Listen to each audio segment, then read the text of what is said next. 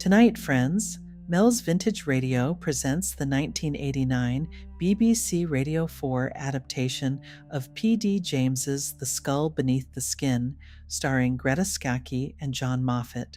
Private Detective Cordelia Gray is hired to protect celebrated actress Clarissa Lisle during a visit to a remote Victorian castle. But when murder strikes, Cordelia finds herself surrounded by secrets, old resentments, and a growing list of suspects in this atmospheric tale of mystery and suspense. And now, The Skull Beneath the Skin. Come, violent death, serve for mandragora to make me sleep. Go tell my brothers when I am laid out. They then may feed in quiet.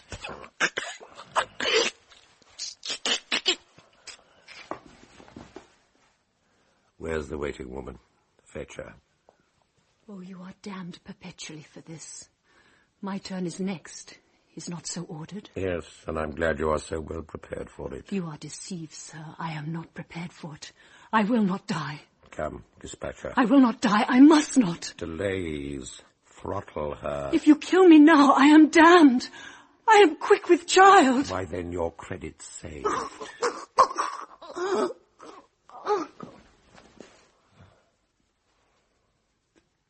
Is she dead? She's what you'd have her.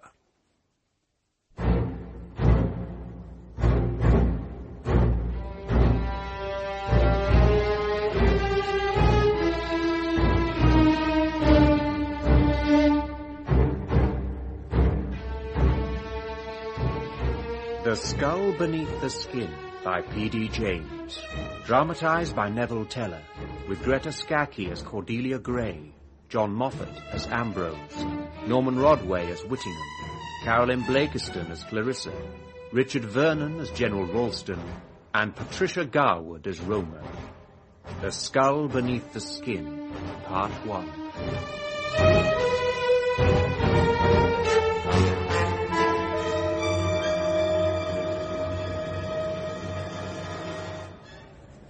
I measured it carefully from the ground. Honestly, Miss Gray. I know you did, Bevis.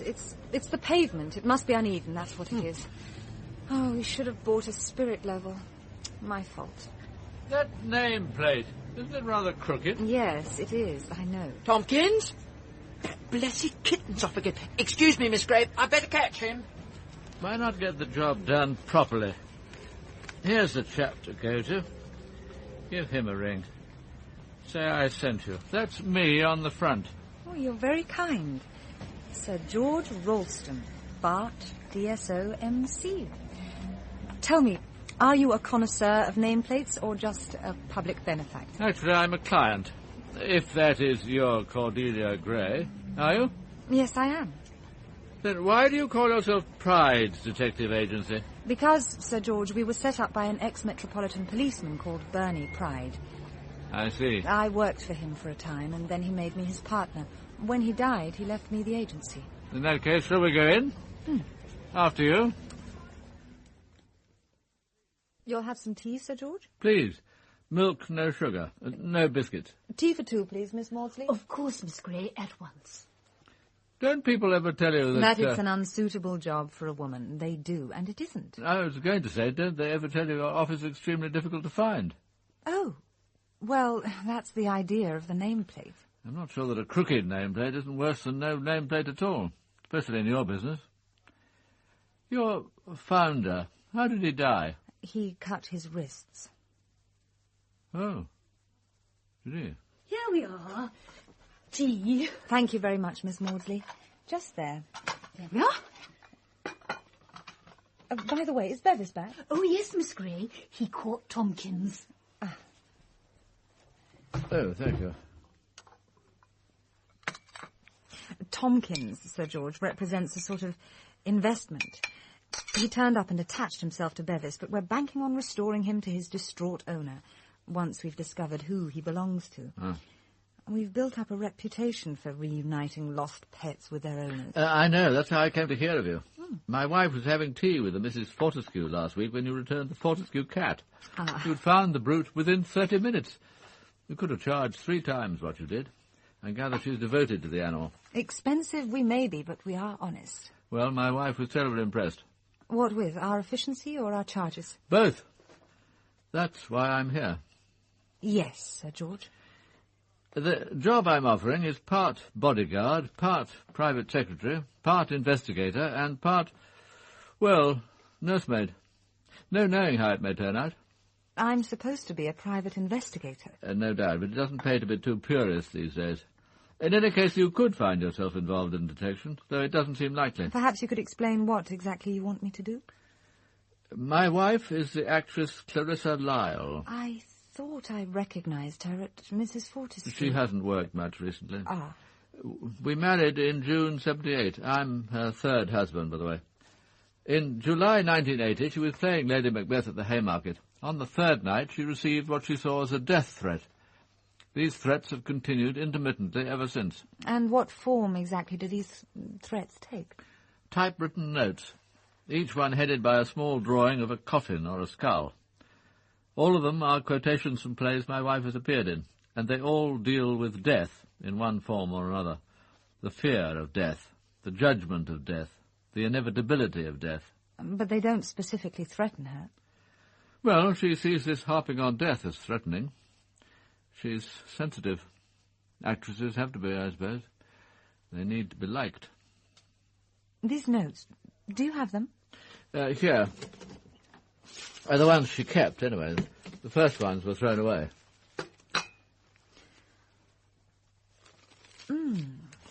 Aye, but to die, and go we know not where, to lie in cold obstruction and to rot. Measure for measure, isn't it? Not exactly a personal threat, though. Perhaps not, but not very friendly. You know not how to live, nor how to die, but I have an object that shall startle you and make you know whither you are going. I don't know that one. Webster, do you think? Possibly. How do they arrive? By post, most of them. A few were delivered by hand, at the theatre or our London flat. The first half dozen or so were destroyed. These 23 are all we have now. The first one of all, the one that came when your wife was playing Lady Macbeth, what happened? She can't remember now what it said. She threw it away, thought it was an isolated bit of malice. Then a second came, and a third, and a fourth. My wife started breaking down on stage, had to be prompted. Oh. On the Saturday of the third week, her understudy had to go on. It was quite a struggle to get through the 6-week season. And then the same thing happened in her next role. The first quotation appeared on the morning the play opened. It came off after 4 weeks. And my wife's performance may have had something to do with it. She thought so, anyway. And then? And then Clarissa didn't act again until she accepted a part in Webster's The White Devil at Nottingham. Victoria something or other. Vittoria Corombona. Was that it? I was in New York at the time and didn't see it. But the same thing happened. The first note arrived the day the play opened. This time my wife went to the police. Not much joy. They took it away, thought about it, and brought it back. Sympathetic, but made it obvious they didn't take the death threat seriously. They did discover one thing, though. That particular note had been typed on my own machine. Which is that note? Here. We've dated them on the back. This is the time I was in New York. On pain of death, let no man name death to me. It is a word infinitely terrible.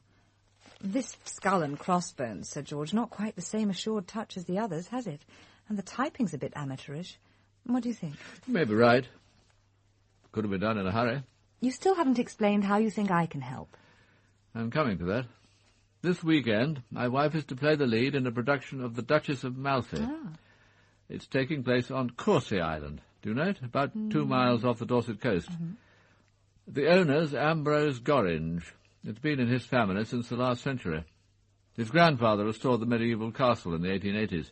He used to play host to the Prince of Wales in his circle. Edward would arrive with his mistress, Lily Langtry, and they all amused themselves with amateur theatricals. There's a lovely little Victorian theatre there. The present Gorringe seems intent on restoring castle and theatre to their former glory. And you want me to go to the island and be with Lady Ralston? I was hoping to be there myself, but that won't be possible. I have a meeting in the West Country which I can't miss. But she needs someone with her. This performance is important to her. They're doing the play at Chichester in the spring, and if she can regain her confidence, she might feel able to join the company. Ah, I see. But there's More to it than that. She's got hold of an idea that the threats may come to a head this weekend. Oh. In fact, that someone might try to kill her on Corsi Island. What makes her think that? Nothing she can explain, but it's what she feels. She asked me to get you. And what precisely am I being employed to do, Sir George? Protect her from nuisance, take any calls, open any letters, be on call at night, and bring a fresh mind to bear on these messages. Find out, if you can, who's responsible. You'll take the job? Yes, I'll take it. A little different from finding lost cats. Your rates will be rather higher, I assume. The daily rate is precisely the same, Sir George, whatever the job. The final bill depends on the time taken, and any expenses, of course. But as I'll be a guest on the island, they shouldn't be too high. By the way, I'll need to know who else will be there. Well, by the Saturday afternoon, when the cast and the audience have all arrived, there'll be about 100. But the house party itself is quite small. My wife, of course with Tolly, Miss Tolgarth, that is, her dresser. Then is your host, Ambrose Gorringe. Tell me about Mr. Gorringe. There's not much to tell.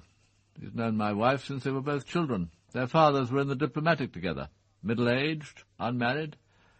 Read history at Cambridge, I believe. Authority on Victoriana. Spends a good deal of time and money building up his collection. I'll take these, and probably the marble as well. Ah. Where did you find it? A private sale, Mr. Gorringe. According to the owners, it's a duplicate of one of those marble limbs of the royal children at Osborne, the ones commissioned by Queen Victoria. Mm-hmm. They told me this was the arm of the Princess Royal when a baby. I haven't been able to get down to the Isle of Wight to check. Oh, poor little Vicky. What a life she was to have. What with her mother, her son, and Bismarck.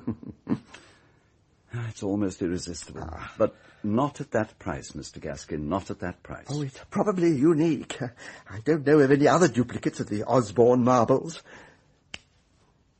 You know, this arm must weigh almost as much as the princess herself. It's a pity we don't know for certain. I tell you what, Mr. Gorringe, I'll let you have it less 15%. That's cutting my profit to shreds. You don't like it. Well, I can't say I'm sorry to see it go. A child's arm and cut off like that. Whenever I look at it, I keep imagining it's oozing blood. All right, I'll have it. I must try it on my house guests next weekend and watch their reactions. We're putting on the Duchess of Malfi, you know. Oh, really? Will theatrical productions become a regular event? No, I think not. Upsets the household. I've already had to reassure my butler that this is a unique event. Now, if this were a full-size male hand, we could use it for one of the props. The play features an amputated hand. Oh. As it is, I'll just have to put it on display somewhere in the house. And I think I have the ideal spot. He inherited the island from an uncle in 77. He was spending a year outside the UK at the time, something to do with tax avoidance, I believe. Came back to England in 78 and has spent the last few years restoring the castle. Who else lives on the island? Well, he has 3 servants. The butler is called Munter. Mrs. Munter acts as housekeeper. And then there's Oldfield, the boatman and general factotum. And this house party, who has he invited besides Lady Ralston? Well, there's Ivo Whittingham. The theatre critic. You know him? Not to speak to. I know of him, of course. He's supposed to be doing a piece about the theatre and the performance for one of the colour supplements. Quite an honour for Gorringe, really. Whittingham doesn't do much writing these days. Rather ill, I gather. You can get dressed now. Is that spleen troubling you? Since I look and feel like a lopsided pregnant woman, yes, you could say it's troubling me. Well, time may come when it's better out. No hurry, though. We'll have another think in a month. I thought you said the spleen's enlarged because it's taken over producing the red blood cells, which my blood's no longer making. That's more or less what's happening, yes. When one organ ceases to function, another tends to take over. Yes, would it be tactless of me to inquire, Sir James, which organ will oblige when you've whipped out the spleen? Well, let's cross that bridge when we come to it, eh, what? On pain of death, Let no man name death to me. It is a word infinitely terrible. I'm sorry, Mr. Whittingham, I didn't quite... Yeah, nothing, Sir James. I was merely quoting Webster. Actually, Whittingham's an old friend of my wife. She'll be pleased to have him around. Who else is coming? There's Roma Lisle, my wife's cousin. Used to be a schoolmistress, but now keeps a bookshop somewhere in North London. Unmarried, about 45. I don't know very well. We've only met once or twice. She might bring her partner, but if so, I can't tell you who it is.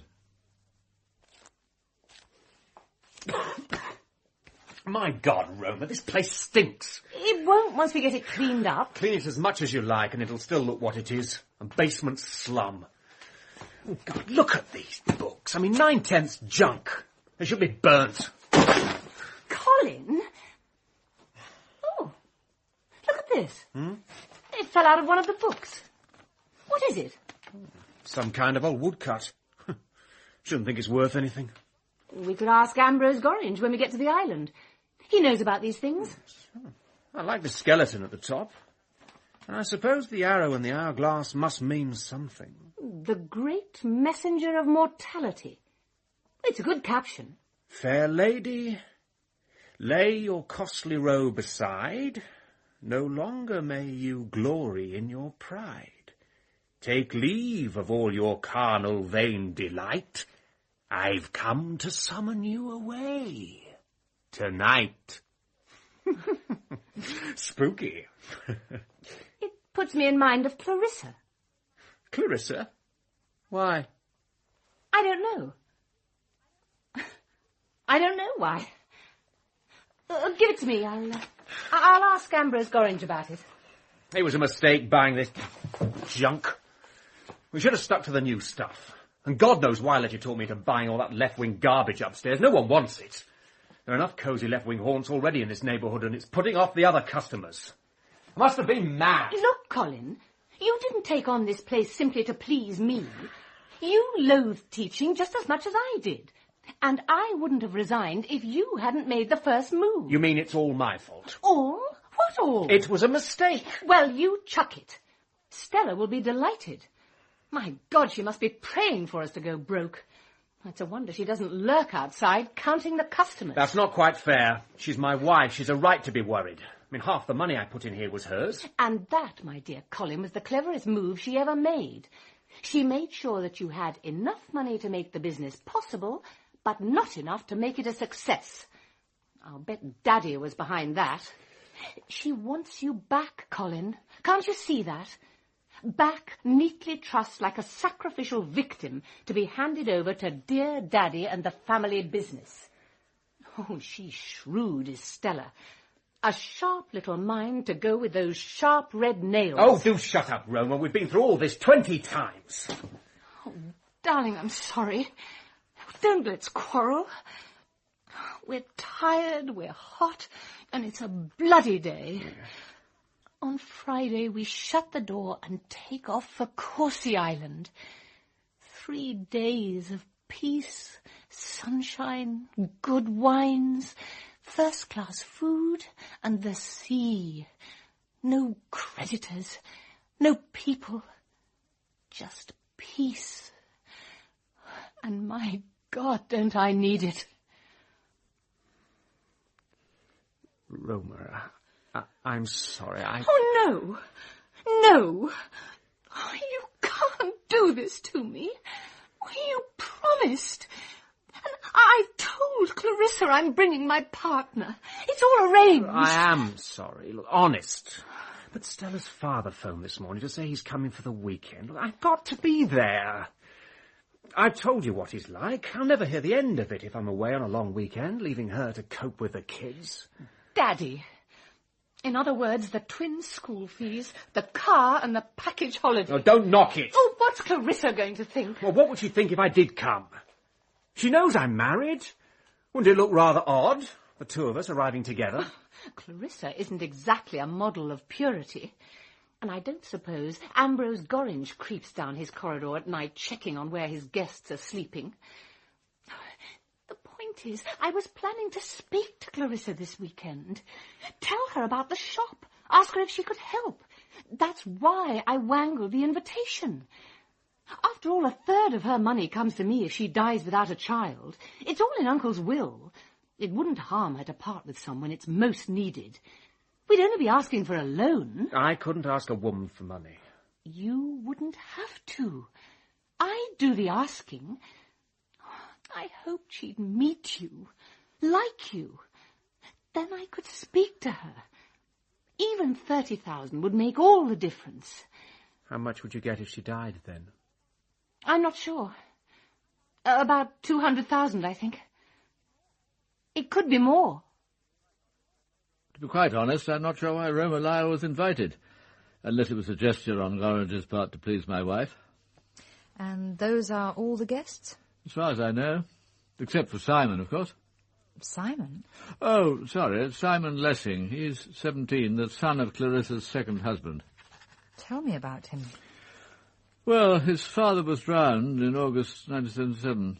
After that, he wasn't happy living with his relatives, so Clarissa took him on. We've sort of adopted him.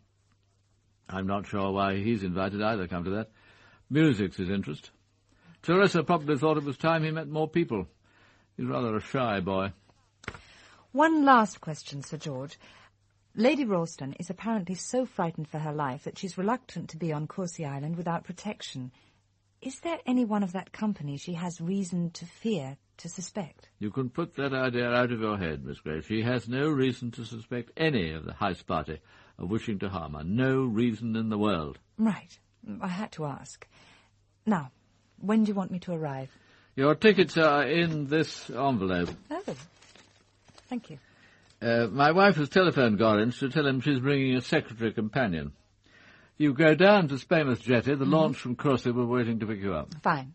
You'll go over with the other guests. It's quite typical of Ambrose Gorringe just to send Oldfield in the launch and leave his guests to introduce themselves.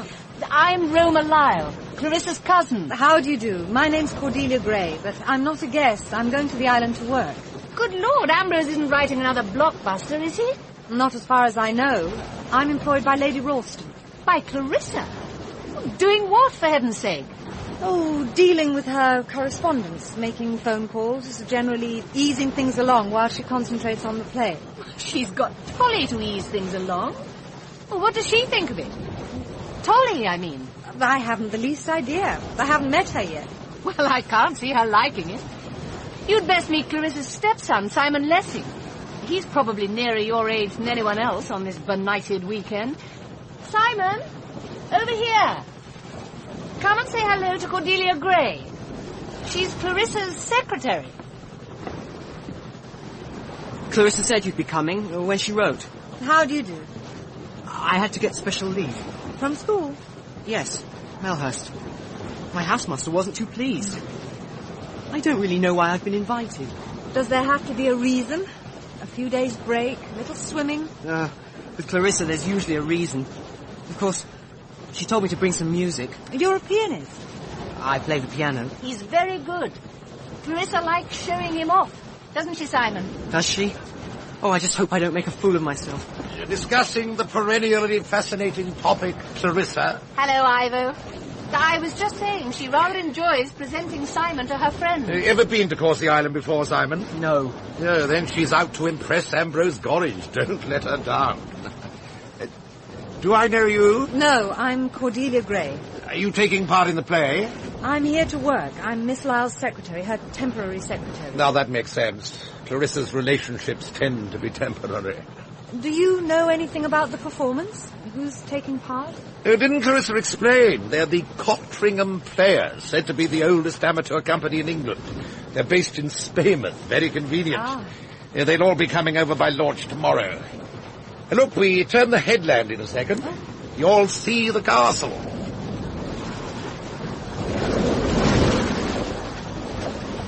Oh, my goodness. That's beautiful. It's just as though the castle was rising from the waves. Impressive, isn't it? All that rose-red brickwork soaring to the sky. Oh, but it's so light and graceful. not what I associate with Victorian architecture at all. You're interested in Victorian architecture? Well, interested, but not at all knowledgeable. I shouldn't tell Ambrose that. He'll devote the whole weekend to your education.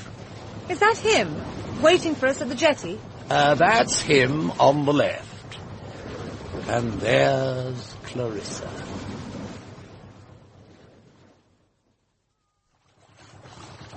Darling, Hello, Clarissa! I'm afraid I'll have to ask for your help, Miss Gray, in getting ashore. I seem to be as weak as a kitten these days. Hello there. Welcome to Corsi Island. Hello, Ambrose. I'll get ashore first and give you my hand. Thanks. All right? Thank you. Oh, Clarissa, my darling. Well. Enchanting as ever. My poor Ivo, what's life doing to you? Taking its toll, darling, but you seem to have negotiated rather special terms. How do you do it? Flatterer. Roma, my dear. It's been ages. Too long, Clarissa. Weren't you bringing someone with you, your partner? Something unavoidable cropped up, I'm afraid. I'll save him for another time. Do, darling. Come on, Simon. Don't lurk back there. Come and be introduced to Mr. Gorringe. Ambrose, darling, this is Simon. Welcome to Corsi. I've heard a great deal about you. Hello. I'm looking forward to hearing you play. Oh. Come on, Simon. I'll show you your room. And you must be Miss Gray. Welcome to Corsi Island. How do you do? Mrs. Munter will look after you. We've put you in a room next door to Lady Ralston. Mrs. Munter, this is Miss Gray. Hello, I'm Lady Ralston's new secretary. If there's any post for her, it must come to me first, and I'll take any telephone calls for her. Well, Opal's just brought a package of post across from the launch, miss. Would you like to look through it? Oh, if you don't mind, thank you. Just these two. I'll take them. Of course, miss. If you'll come with me, miss, I'll show you to your room.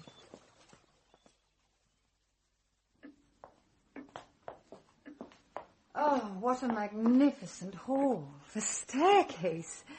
The gallery. Oh, that tapestry. A genuine William Morris, miss. You must feel quite privileged living here. It takes some getting used to. The cleaning's no joke. Oh, but to live surrounded by all these beautiful things. Oh, the stained glass is quite breathtaking. The eastern window was commissioned by the original Mr. Herbert Gorringe in the 1860s. It portrays the travels of Ulysses. So I see. Do you often show visitors around, Mrs. Munter? I do act as a guide from time to time. Please follow me.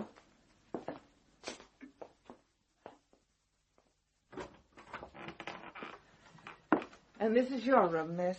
Oh, but this is delightful. The tiles are originals by William de Morgan. Oh. The mahogany and pine cabinet was painted by William Morris, and the paintings are by John Ruskin.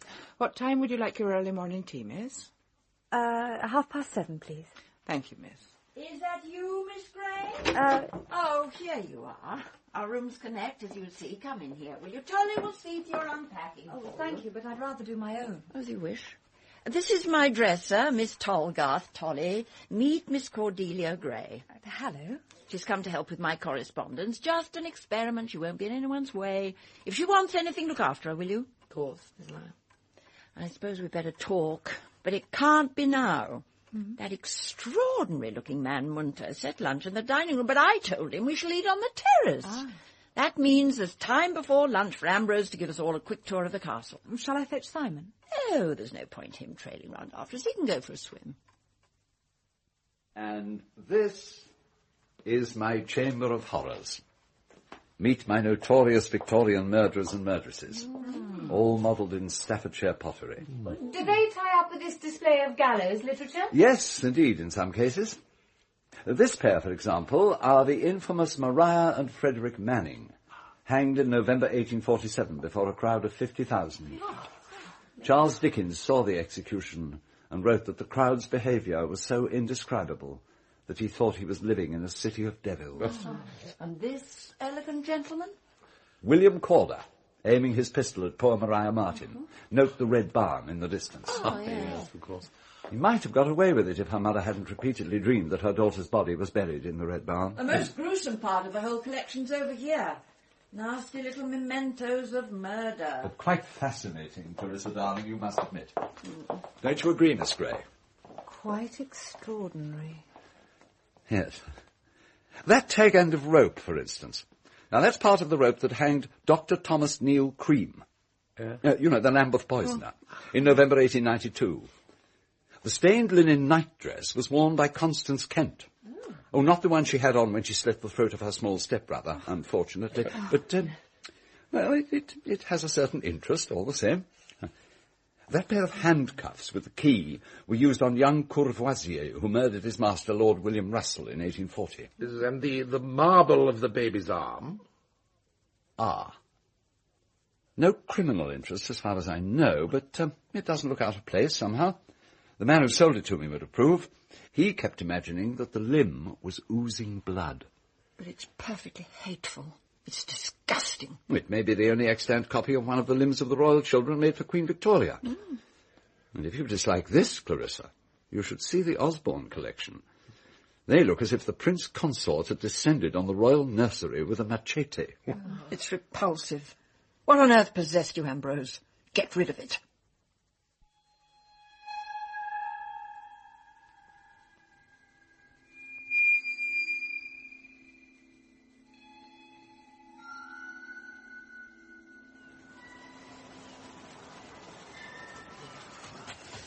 Hello. I didn't expect to see you, Tolly. What on earth are you doing here? Is anything the matter? Here's your towel. Oh, thanks. It's not all that warm. Why did you come down? Why don't you leave? Leave? Why don't you leave this place? Leave her. Leave Clarissa? Well, why should I? What do you mean? Well, she doesn't want you. Haven't you noticed that? You aren't happy. Why go on pretending? But I am happy. Where could I go? My aunt wouldn't want me back. I haven't any money. There's a spare room in my flat. It's only small. It used to be my daughter's before she died. You could have that for a start. It isn't much, but you could stay there until you found something better. But how could I find somewhere? What would I live on? You're 17, aren't you? You're not a child. You could find something to do. But what? I'm going to be a pianist. I need Clarissa's money. Ah, yes. You need Clarissa's money. In any case, I'm perfectly happy as I am. Suppose she gets tired of you, like she did of your father. What do you mean? She loved my father. They loved each other. He explained to me before he left my mother. Clarissa was the most marvellous thing that had ever happened to him. He had no choice. There's always a choice. But they adored each other. He was so happy. Then why did he drown himself? It's true. I don't believe you. Don't, if you don't want to. But just remember what I've said when your turn comes. Why should he do it? Why?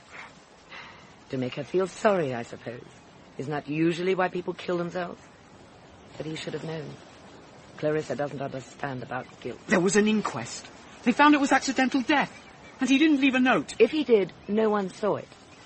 But then it was Clarissa who found his clothes on the beach, wasn't it? Yes. Suppose she died. What would you do then? Why on earth should Clarissa die? She isn't ill, is she? Well, she never said anything about being ill. What's wrong with her? Nothing's wrong with her. Well, then why talk about dying? Because she thinks she's going to die. And you know, sometimes when people think that strongly enough, they do die.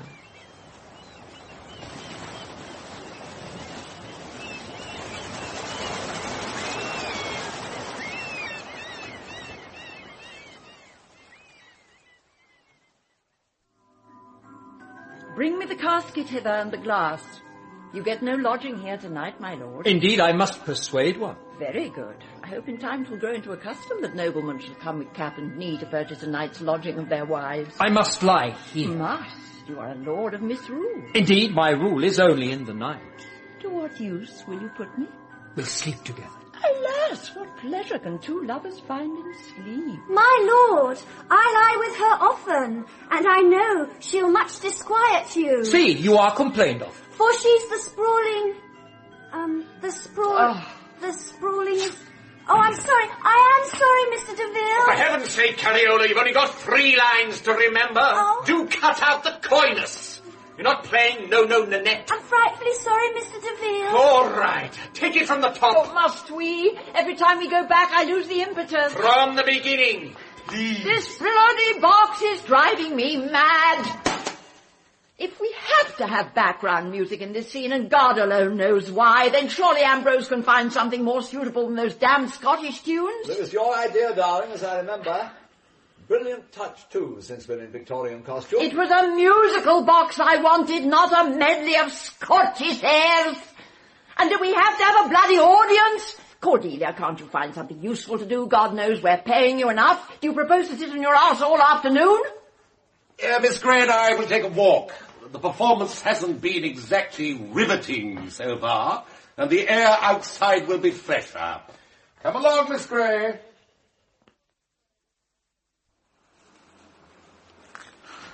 Thank you, Mr. Whittingham. No, don't mention it. This may be a stupid question. Gray isn't an uncommon name, but you're not by any chance related to Redvers Gray. He was my father. I thought there was something. It's the eyes. You know, he had a great influence on my generation at Cambridge. Yeah. He had the gift of making rhetoric sound sincere. And now that the rhetoric and the dream are out of fashion, I suppose he's forgotten. But I should like to have known him. So should I. Ah, like that, was it? The old story. Revolutionary idealist dedicated to mankind in the abstract, but not much good at caring for his own kid. Not that I can criticize. I haven't done too well with mine. I think I should have liked him if we'd had time. I did spend 6 months with him and the comrades in Germany and Italy. And then he died. You make death sound like a betrayal. What about your mother? She died when I was born. Another betrayal. So, who looked after you? Foster parents most of the time. Then when I was 11, I won a scholarship to a convent. That was a mistake. A school, not the scholarship. They had mixed me up with another C. Gray, who was a Roman Catholic. I don't think Father liked it, but by the time he bothered to reply to the education officer's letter, I was settled and they didn't like moving me. I wanted to stay anyway. Redvers Gray with a convent-educated daughter. And did they succeed in converting you? That would have taught Papa to answer his letters. No, they didn't convert me. But then they didn't try. Oh, look out, Mr. Whittingham. Oh, you're tired. Here, let's sit down for a while. Over there. No, I liked it in the convent. I suppose it was the first time I felt secure. Life wasn't messy anymore. Yes, it must have been reassuring. Even one's sins neatly classified. These venial, those mortal. Mortal sin. It has a note of splendid finality, hasn't it? It almost dignifies wrongdoing. I suppose a mortal sin has to be something really special. It's a grievous offence against the laws of God which puts the soul at risk of eternal damnation. In other words, something really evil. If, that is, you believe in the existence of evil. Oh, yes. I believe in the existence of evil. In that case, there's something you should know. Clarissa once did something you might dignify as evil. And I've a feeling that for Clarissa it could prove mortal. Are you sure you want to tell me this? Quite sure. I think it may help you in what you're here to do, whatever that may be. Very well. It happened during the run of Macbeth in July 1980. Tolly, Miss Tolgarth, had an illegitimate daughter 4 years earlier. Well, there was no particular secret about it. Most of us knew about Vicky. A really sweet child. Tolly brought her to the theatre occasionally, but usually the girl was at home with a childminder. That's how it was when the tragedy happened. The tragedy? It was 2 days before the opening. Clarissa was at the theatre and the minder was in charge of Vicky. The child had slipped out into the street and was playing in the gutter behind a parked lorry. The driver didn't see her and reversed. Oh. She was horribly injured. They rushed her to hospital and operated, and she stood there very well. We all thought she'd make it. But during the opening night of Macbeth, the hospital telephoned to say there'd been a relapse and to ask Tolly to go at once. Tolly always answered the phone in the dressing room, but by pure chance, Clarissa took the call. She'd just come off for her Act 3 costume change. The banquet scene, you know. Yes. She put down the receiver and told Tolly that the hospital wanted her to visit, but that there was no hurry. After the performance would be all right. Tolly wanted to ring back, but Clarissa wouldn't let her. Shortly after the curtain came down, the hospital rang to say the child was dead. My God. Well, how do you know all this? I was there, in Clarissa's dressing room, when the first call came. You could say I had a rather privileged relationship at the time. When the play ended, I went backstage to take Clarissa out to supper. Tolly was still there then. It was a few minutes after we left that the hospital rang. Oh. We were all appalled when we heard the news. I took the trouble to get in touch with the hospital and ask about that first message. And when you learned what had happened, was that when you stopped being a privileged person? I should like to say it was. But the truth is, Clarissa dropped me when she discovered that her sexual favours were not an automatic guarantee of my literary ones. Like most men, I'm capable of betrayal, but not that particular sort. She found she couldn't buy favourable notices from me on tick. Who was the child's father? No one knows. Except Tolly, presumably, and she isn't saying. The question is, who did Clarissa think he was? Not her own husband, surely? At that time it was Lessing, Simon's father. Poor besotted fool. He and Clarissa had only been married a year. No, my guess is our respected producer, Adrian DeVille. Oh, you mean the man directing the Duchess of Malfi here? The same. Was Clarissa in love with him? I don't know what Clarissa means by that word. She may have wanted him. He was around at the time. Why is he here? He's famous. He doesn't have to bother with an amateur production. Why are any of us here? It's possible he sees Courcy Island as a future dramatic line-born. Ambrose could make something of his Courcy Festival if he's prepared to spend money. Not commercially, of course, but he could have some fun with it once he's got rid of Clarissa. And does he want to get rid of Clarissa? Oh, yes, hadn't you noticed? She's trying to take him over, him, his theatre, and his island. He likes his private kingdom. Clarissa is a particularly persistent invader. I don't see how Clarissa can live with the memory of that child's death. I'm not sure she can. When a person is terrified of dying, it could be because with one part of their minds they feel they deserve it. How do you know she's terrified? Because there are some emotions which even an actress as experienced as Clarissa can't hide. Look, there are explanations. It was the first night. She was totally immersed in the part. She was Lady Macbeth at Dunsinane Castle. She was all keyed up for the banquet scene. I doubt whether she'd have left the theatre at that moment to go to her own dying child. It didn't occur to her that someone else might want to. I don't see how Miss Tolgoth can go on working for her. I couldn't. But you will. I confess, I'm intrigued about your precise function here, but presumably you won't throw in your hand. That's different. I'm just a temporary employee, but Tolly believed her when she said the child wasn't in immediate danger. She was robbed of sharing her daughter's last moments on Earth. How can she stay with Clarissa? They've been together almost all their lives. Tolly's mother was Clarissa's nurse. The instinct for worship is remarkably persistent. Though she slay me, yet shall I trust her. A perfectly well-documented phenomenon. But if, like any of us come to that, she ever face the truth about her own feelings, then I admit I do wonder what would happen.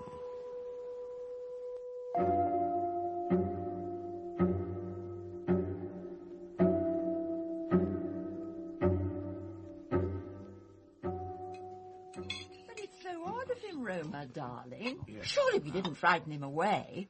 I thought you wanted to show him off. Why else did you angle for an invitation? Who are you ashamed of, him or us? We suddenly heard that an important American client would be calling at the shop this Saturday.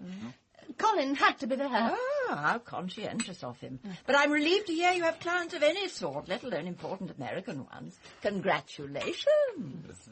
Enjoying yourself so far? It's all right. Nothing terrible's happened, I suppose. Done any swimming? A little. I haven't got round to it yet. What's the water like? Quite cold, really. Oh. No, I take no interest in contemporary politics at all. How wise. But you can't opt out of all responsibility for what's happening in your own country. No, but I can. I didn't collude in the depreciation of its currency, the spoliation of its countryside, the desecration of its towns, the destruction of its grammar schools, the mutilation of the liturgy of its church. Why should I feel personal responsibility for any of it? I was thinking of aspects some of us see as more important. That our society is more violent, less compassionate, more unequal than it's been since the 19th century. And then there's the National Front. Well, you can't ignore the front. Indeed, I can. Together with militant tendency that trots and the rest of the rabble. Oh, you'll be surprised at my capacity for ignoring the ignorable. But you can't just decide to live in another age. Why not? And I very nearly succeed. I'm grateful you don't reject modern amenities entirely. I mean, if I should enter into the final process of dying during the next few days and need a little medical help to ease the way, I take it you won't object to using the telephone. If any of you decides to die in the next few days, all necessary measures will be taken to ease you on your way. And what happens to this Eden of yours when Adam, solaced with no Eve, finally returns to the dust? It would be almost worth marrying and breeding to have a son to follow me here. But sons, even if the process of getting them, deceptively simple physiologically, wasn't so fraught with practical and emotional complications, sons are notoriously unreliable. A son might convert the castle to a casino and lay down a 9-hole golf course. Talking of children, what's the news of your two, Ivo? Is Matthew still living in that Kennington squat? As we don't communicate, I'm not in a position to say. Angela, on the other hand, writes a filial letter at boring length every month. My ex-wife, in case you meant to inquire, is with them in Johannesburg, which she calls Joburg. Darling, I wasn't asking for the family history. Weren't you? I rather thought you were.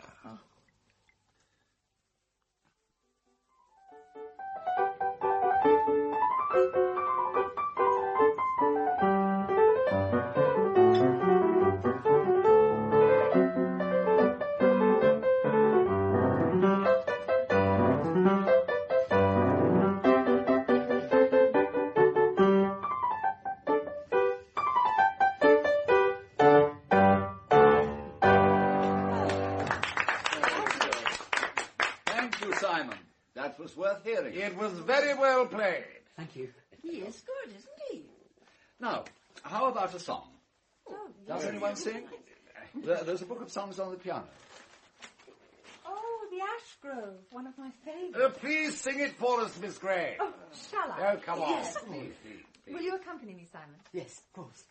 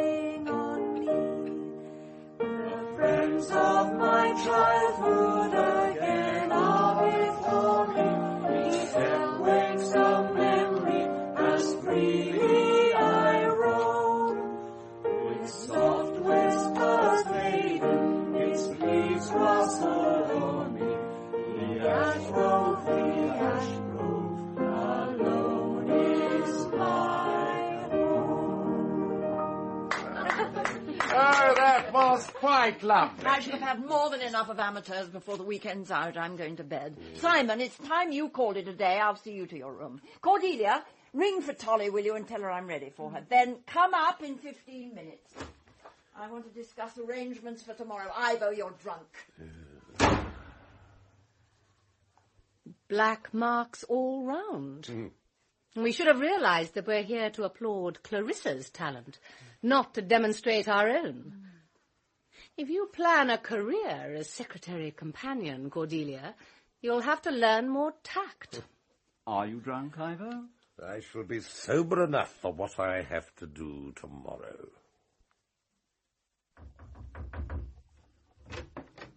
Oh, here you are.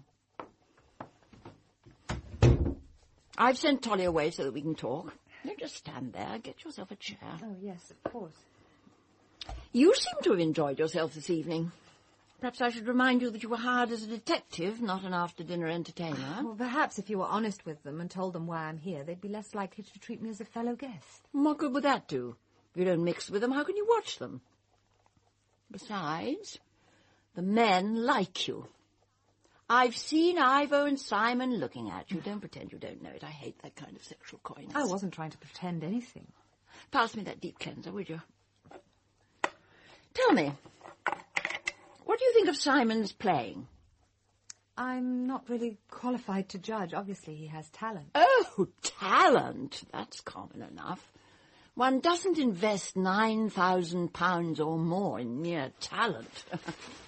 Can he succeed? That's the question. I'll ask Ambrose after the play. I can't worry about anything till then. I think we should discuss the messages and our plans for the weekend, especially tomorrow. We ought to have spoken earlier. Well, there really hasn't been time. Anyway, you know what you're here for. If there are any more messages, I don't want to know about them. It's vital I get through tomorrow's performance. If I can only get my confidence back, I can face almost anything. Even the knowledge of who's doing this to you? Even that. How many of the people here know about the messages? Well, Tolly. I haven't any secrets from her. I expect Ivor knows nothing happens in the West End he doesn't get to hear about. And Ambrose. He was in my dressing room once when a note was pushed under the door. Simon doesn't, unless Tolly's told him, and I can't think why she should. How about your cousin? Roma? Oh, she doesn't know, and if she did, she wouldn't care. Tell me about her. There's not much to tell. And what there is boring. That towel, please, darling. We are first cousins. My father's younger brother ran off with a barmaid, made a mess of his life, and then he expected Daddy to help him out. And he did. Well, at least as far as Roma was concerned. She was always staying with us, especially after her own father died. Poor little orphan Annie, perpetually miserable and such a bore. She wasn't a bit grateful. Should she have been? Well, I think so. Daddy didn't have to take her in. She could hardly expect him to treat her the same as me, his own child. Ah, yes, children. You know, you should have told me about Tolly's daughter. If I'm to help, I need to know anything that might be relevant. But that isn't relevant. It was all a mistake. Tolly knows that. Everyone knows it. Oh. I suppose Ivor told you. Typical. Can't you see he's sick? He's dying. And he's eaten up with jealousy. He always has been. Jealousy and malice. He could have been a second Tynan, and look at him now, dying on his feet. He'd no right to come here looking as he does. It's like having a death's head at the table. It's indecent. So, Miss Tolgarth couldn't have had anything to do with the notes? Of course not. What an idea. She's devoted to me. If you can't see that, you're not much of a detective. Besides, she can't type.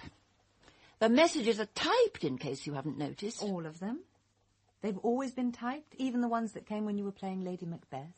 Yes, I suppose so. It was a long time ago. It wasn't my fault. I didn't kill the child. Anyway, the hospital had no right to phone like that. They knew it was a theatre, that we were in the middle of a performance. Besides, she couldn't have done anything even if I'd let her go. The child was unconscious. She wouldn't have known her. It's sentimental and morbid, this sitting by the bedside waiting for people to die. What good does it do? And I had 3 costume changes in the 3rd act. What are you looking like that for? I'm not paying you to judge me. I'm not judging you. I wanted to help. But you have to be honest with me. What is it you're really afraid of? Don't you know? Death. That's what I'm afraid of. It isn't the fact of death. It's my death. The There was never a time when I didn't see the skull beneath the skin. I knew the facts of death before I knew the facts of life. I mean, no one can say, don't worry, it may never happen. It will happen. To me. I can't describe the fear. How terrible it is. Wave after wave of panic sweeping over me. Sometimes I hold up my hand like this and think, here it is, part of me, warm, living. And one day it'll hang, white and cold and unfeeling and useless. And then it'll rot, and I shall rot.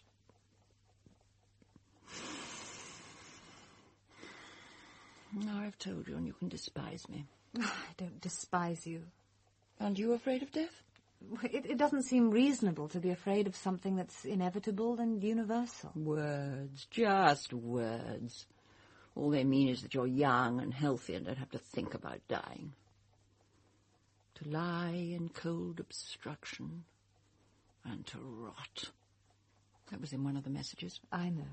And there's another to add to the collection.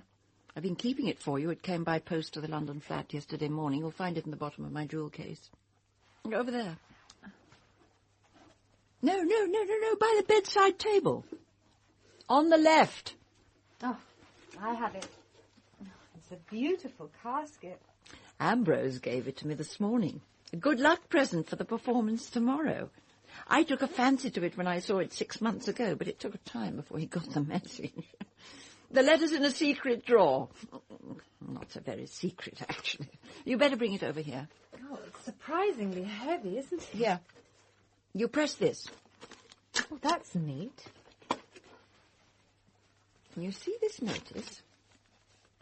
This is probably the most important notice I ever had. I was playing Hester in Rattigan's The Deep Blue Sea at the Spaymouth Playhouse just across the water. That was in 1977, Jubilee year. I wasn't staying here on the island because Ambrose was abroad for a year, something to do with tax. You have to be out of the country for 12 months or something. The theatre's closed now, alas. But they seem to like me. See, Clarissa Lisle triumphs in Rattigan revival. Well, only a small provincial paper, of course, but still. What a nice headline. And is that the letter? Ah, yes. Here you are. A coffin this time. Who must dispatch me? I account this world a tedious theatre, for I must play a part in it against my will. Is that from the Duchess of Malfi? That's right. Not very appropriate. He must be reaching the end of suitable quotations. Perhaps he knows he won't need many more. There's only tomorrow. Perhaps he knows that tomorrow will be the end.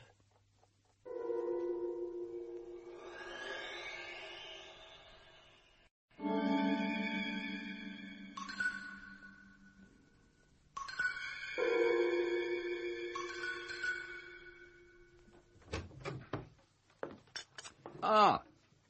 Good morning, Miss Gray. Good morning. Well, it looks as if we're going to be lucky in the weather. Yes. The guests should arrive in sunshine and get back without risk of parting with their supper. The crossing can be quite treacherous in bad weather. Will you have coffee? Thank you. And is our leading lady awake? Not yet, and I'm rather pleased she isn't. Look, I found this pushed under Clarissa's door this morning. The great messenger of mortality. Somewhat melodramatic. Is the woodcut yours? If so, someone has mutilated it for you. Look on the back. Oh, dear me. Thus it lightens into action. I am come to kill thee. Lines from the Duchess. So the messages are still coming, I did wonder. I take it that weeding out this kind of nuisance is one of your duties. One of them. So, is it yours? It No. looks old and valuable. No, it's interesting, but not my period. Mr. Gorringe, this is your house. Miss Lisle is your guest. I accept the implied rebuke. One's guests certainly have the right not to be menaced while under one's roof, but what would you have me do? I'm not a policeman. I can hardly interrogate my other guests. Besides, is it any more than a practical joke in poor taste? Surely the best response is a dignified silence. Clarissa should demonstrate a total unconcern. And that's what she will do, at least until after the play. She won't see this. I can trust you not to tell her. Of course. I have a strong interest in Clarissa's success, remember. Incidentally, that woodcut belongs to Roma. Roma? How do you know? She told me she found it in a second-hand book and thought I might be interested. She showed it to me yesterday, just before the rehearsal, and I left it on the blotter on my desk in the business room. Where anyone could have seen and taken it. You sound like a detective.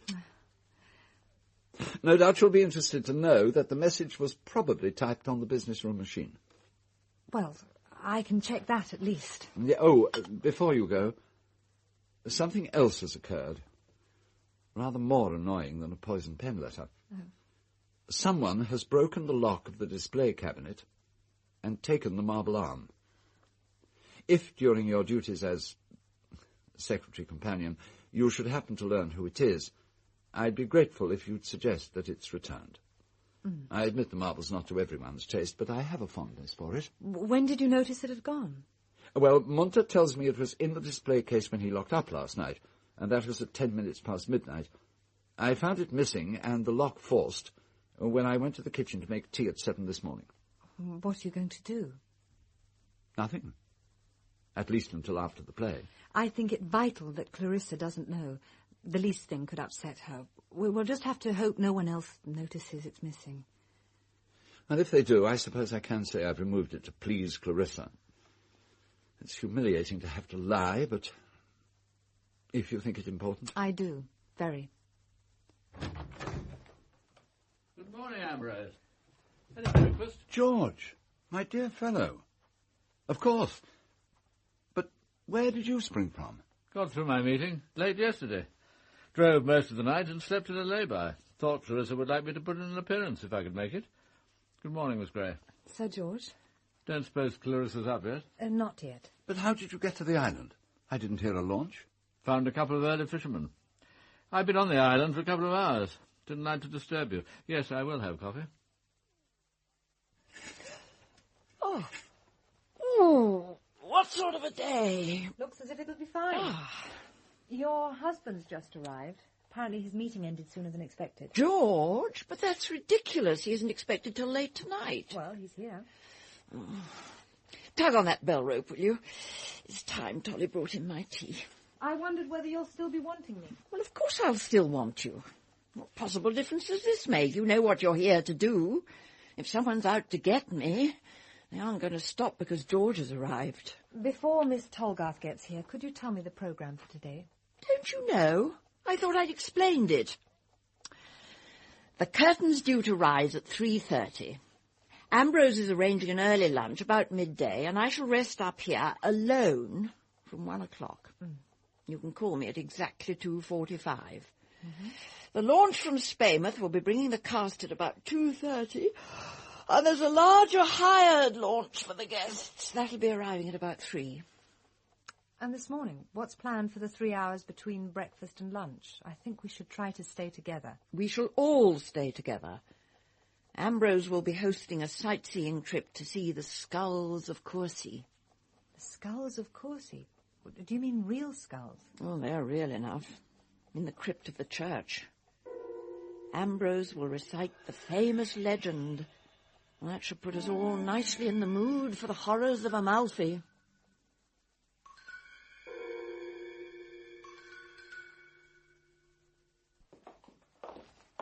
Looks more like a Turkish bath than a church. Oh, sorry, Gorins, but I can't admire it.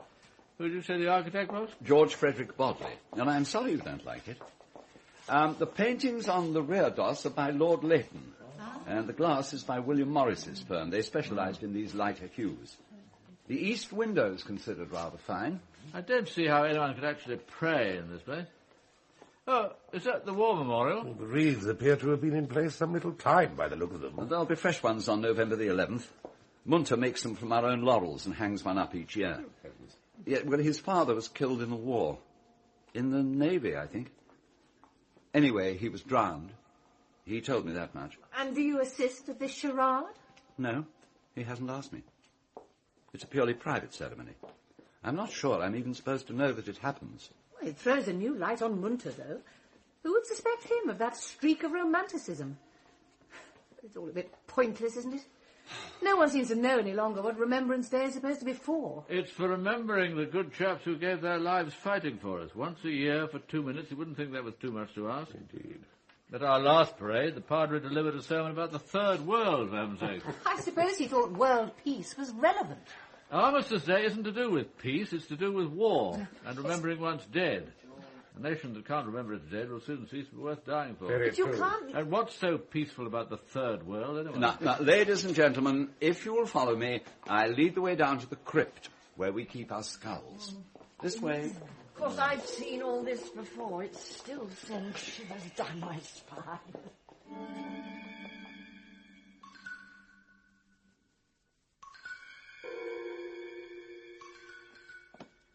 Oh, this part is Norman, isn't it? Quite right, Ivor. We're in the original structure down here. Now, are we all assembled?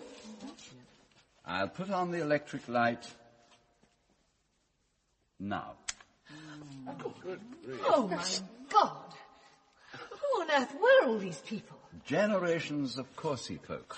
To pack all these skulls together, row after row of them, it's obscene. But practical, Miss Lisle, you must admit, the optimum use of available space. Oh, hundreds of grinning skeletons.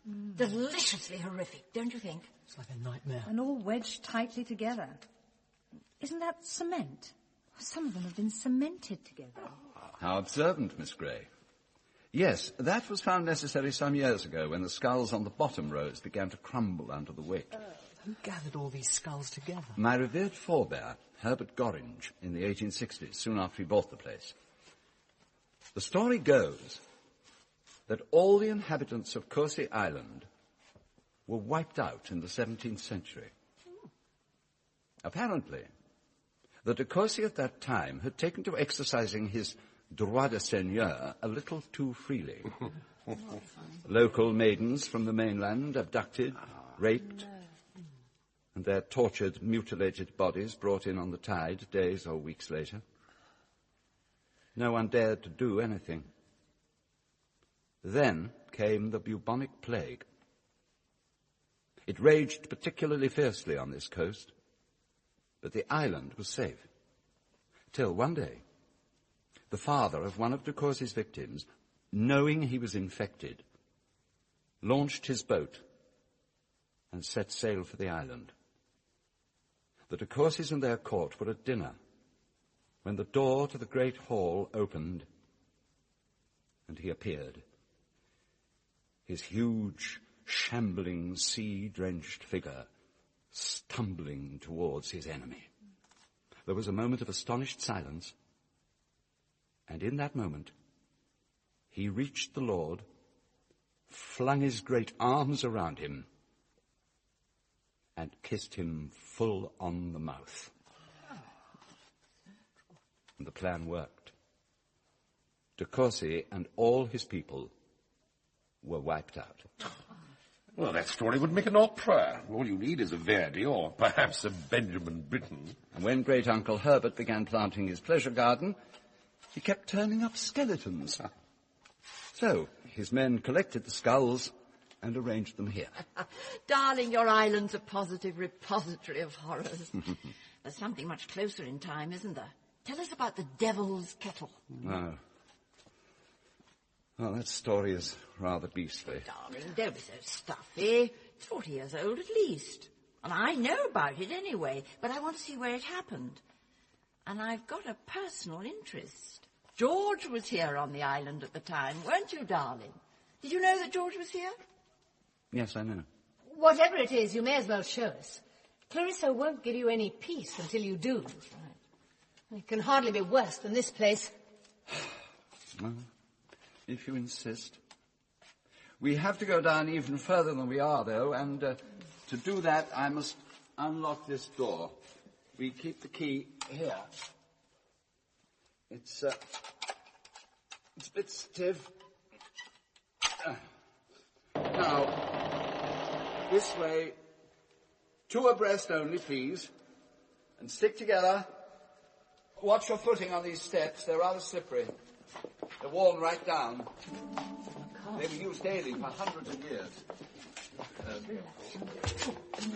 Careful now.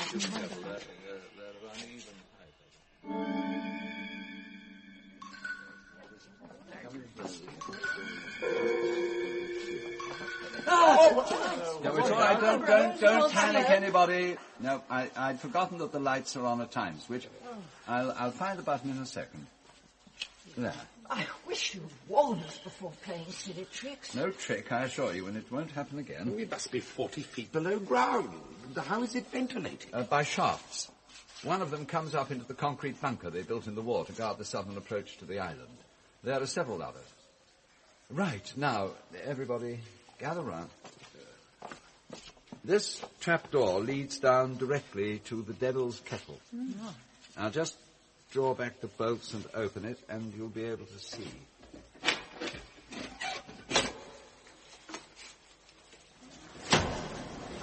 How do you get down into the cave? There's an iron ladder fixed to the shaft. See? This side. Runs down the wall. Oh, yes. Now, tell. It happened in 1940. The island was taken over by the government as a camp and interrogation centre. Foreign nationals, suspected spies, Nazi sympathisers, you know the sort of thing. That's when you were stationed here, wasn't it, George? That's right. In March 1940, there were about 50 internees on Corsi. Among them a hard core of dedicated Nazis. They suspected one of their group, a boy of 22, of having betrayed their organisation to the British during interrogation. Perhaps he had. Or perhaps he was a British undercover agent, I don't know. What is beyond dispute is that the Nazis convened a secret court in the crypt of the church and condemned him to death. They brought him, bound and gagged, down that passageway to this spot. They pulled open the trapdoor. Look down. At the moment, the water level's about 10 feet below us. That's because the tide's on the turn. At high tide, the cave is always flooded. Every one of those iron rungs is covered. They bound their victim to the ladder, and they left him there to drown. He was a very tall young man. He died slowly in the darkness, and he died hard. Later, one of them crept back to untie him and let his body float out to sea. Not the pleasantest way to die. How did the story get out? Someone talked eventually, I suppose, but not until after the war. Someone may have condoned what happened. After all, the army was in charge here, yet the internees got their hands on the keys to the crypt and the secret passage. And that suggests at least a degree of official carelessness. What was he called, darling, the boy who died? His name was Carl Blythe. Oh, yes, Blythe. And the extraordinary thing is that he was English. Well, his father was anyway. His mother was German. And George was actually at school with him, weren't you, darling? They were at Melhurst together. Do they still remember him, I wonder, Simon? But you didn't like him, did you, George? He was 3 years older than you, and a bully. In fact, you hated him. And then to find him here, and at your mercy. Wasn't it odd? Can we get out of here? I feel like a voyeur. Yes, I feel cold. If my wife has satisfied her curiosity, perhaps we might go.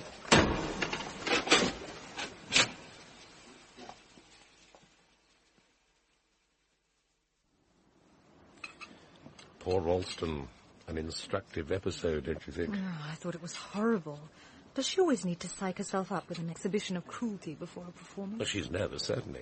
Ralston's control, however, is admirable. It'll be interesting to see what happens if the control ever snaps. Well, I think I'll go for a swim. Well, not so soon after lunch, Simon, darling. Take a walk first. All right. See you all later at the theatre. Bye-bye. Time to rest. Coffee? Thank you, no, Ambrose. Not before a performance. I thought you knew that. Will you ask Tolly to bring up the tea tray at once? China tea, she knows the sort I have. George, will you come up in 5 minutes? I'll see you later, Cordelia. Better make it 1:10. Oh, Clarissa, just a moment. I've something to ask you. Come in, Cordelia. Lady Hold on for a moment. Would you sit down? Can you imagine it, George? 25,000, that's what she asked for. Came right out with it, red-faced like a child begging for more pocket money. Now, of all time, she couldn't even wait till after the performance. I haven't got any money. I'm an actress. Talk about crass stupidity. Important to her, I expect. Couldn't bear the suspense of waiting. Had to know. Oh, she never did have any sense of timing, not even as a child. Trust Roma to pick the wrong moment. Part of her general insensitivity. By God, she chose the wrong moment this time. Would there have been a right one? I told her outright. I'm not prepared to hand over capital to support a lover who hasn't the guts or decency to come and ask for it himself. And I threw in some damn sound advice for good measure.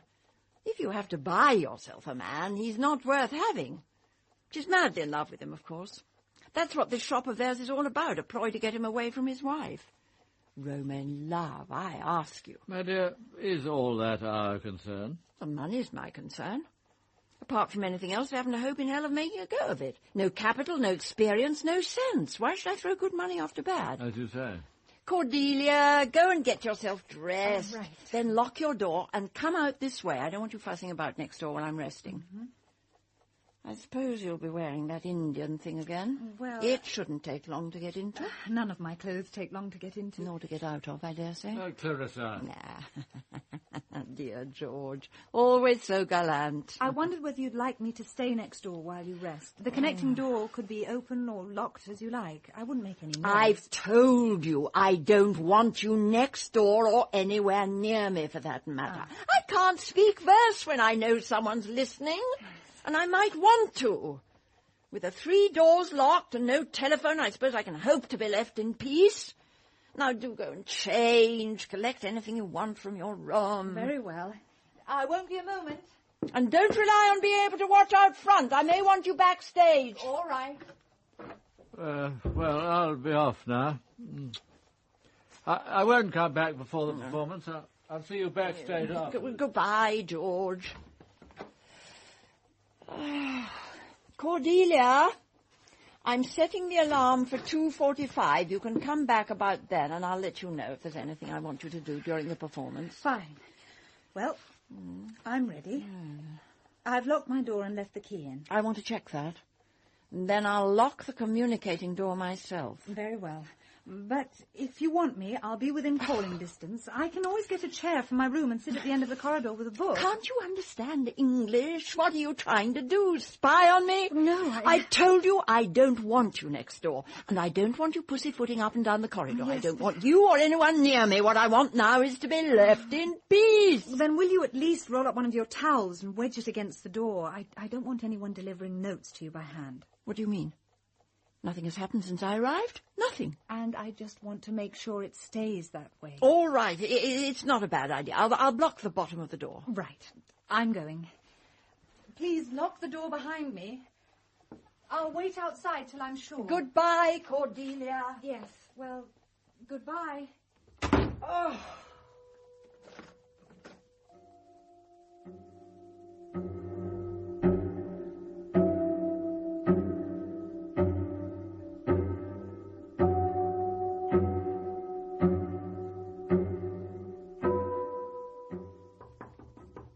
Lady Ralston, it's nearly 2:45.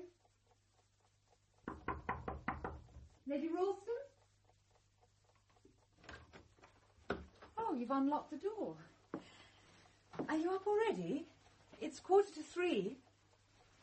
Lady Oh, no. Oh, my God. Oh, Sir George! Oh, my God.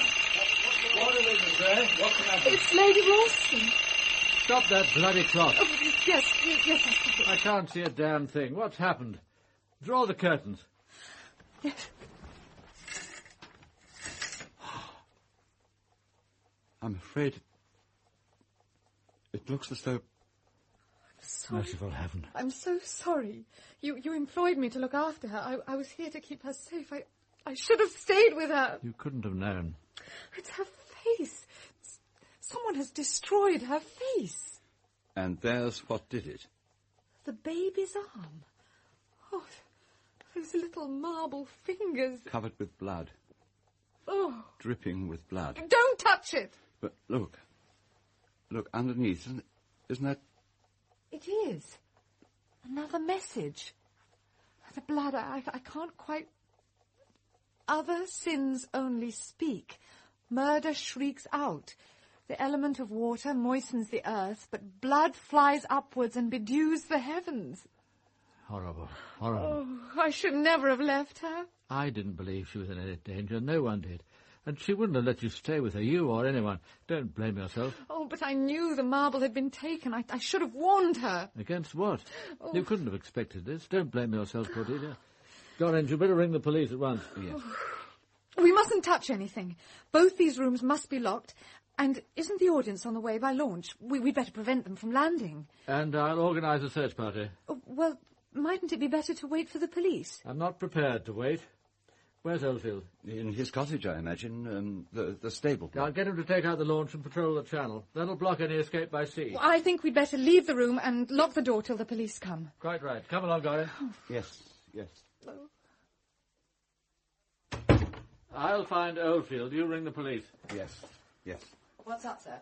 Where's Miss Lisle? It's nearly 3 o'clock. Excuse me, Tolly. It's late. You're supposed to have called her. You can't go in. She's dead. She's been murdered. I have to go in. She always needs me before a performance. No, there's not going to be a performance. Miss Lisle is dead. Murdered. I'm just about to ring the police. Until they arrive, no one can go into that room. The boy? Does the boy know? Simon? No, not yet. No one knows except Sir George. We've only just discovered the body.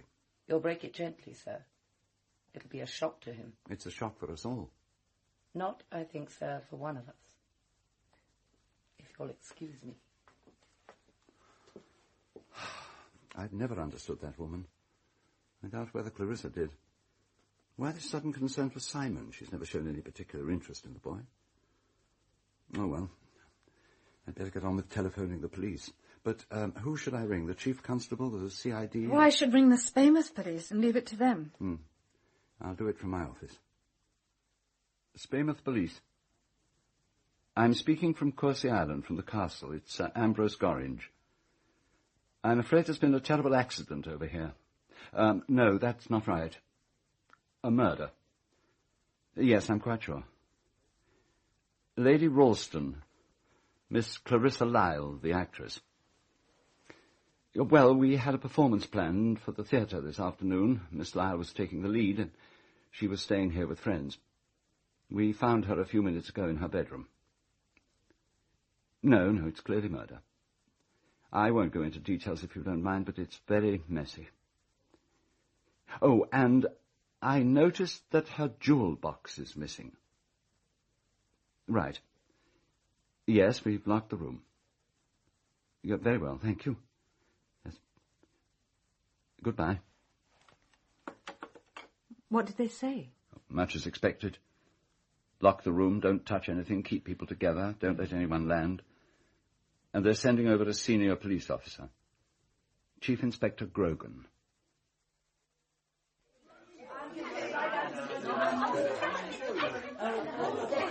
Will you all come on stage, please? Now, quiet, please, everybody. I'm afraid I have some very shocking news for you. I don't know quite how to put it, except to say that Clarissa Lisle is dead. Oh. No, and there's worse, I'm afraid. As Miss Gray here, her secretary, can confirm, it looks very much like murder. I've telephoned the police, and they'll be here shortly. In the meantime, they've asked that you all stay together here in the theatre. Now, Munter and his wife will bring you tea and coffee and anything else you need. Miss Gray and I still have to inform my other house guests of this appalling news. Oh, what about the play? The performance is cancelled. Where do you suppose they all are? Well, I imagine Simon is swimming. He said he was going to. Roma Lisle was in the library, but she's probably dressing by now. I imagine Ivor Whittingham is resting in his room. He's been looking none too well. Well, see them, will you, and break the news? I'll go and find Simon. Then we'd better keep together until the police arrive. I suppose the courteous thing would be to stay with my guests in the theatre, but I'm not in the mood to face a barrage of questions. The less they're told for the moment, the better. What do you mean we should keep quiet about the actual cause of death? We don't know the actual cause of death. But, yes, I think we should say as little as possible to anyone. But surely it's obvious her face was battered in. That may have been done after the death. There was less blood than you'd expect. Well, there was more than enough blood for me. You're remarkably knowledgeable about this sort of thing for a secretary companion. I'm quite sure you've already guessed I'm no such thing. I'm a private detective. There's no point carrying on the charade any longer. And if you're going to say I've been useless, I know that too. Oh, my dear Cordelia, what more could you have done? No one could have expected murder. Stop blaming yourself. Lugubrious self-reproach doesn't suit you. Where is everyone? This place is like a morgue.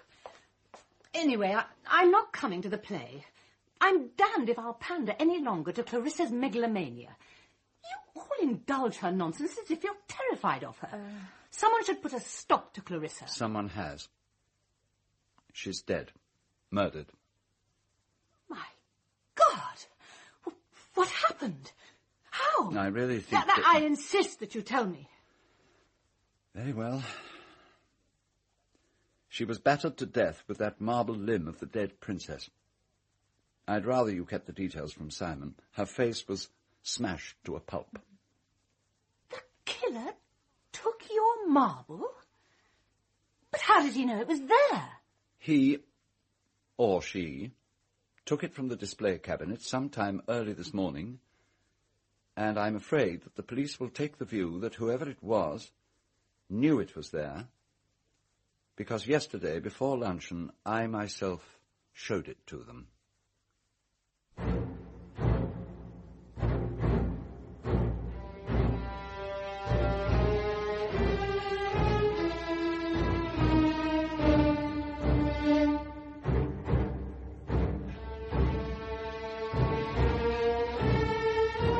In Part 1 of The Skull Beneath the Skin by P.D. James, dramatised by Neville Teller, Greta Scacchi played Cordelia, John Moffatt, Ambrose, Norman Rodway, Whittingham, Carolyn Blakiston, Clarissa, Richard Vernon, General Ralston, Patricia Garwood, Roma, Richard Pierce, Simon, Christopher Scott, Colin, Avril Clark, Tolly, John Bull, Sir James, John Warner, Gaskin, Anna Cropper, Mrs. Munter, and Marcia King, Miss Maudsley.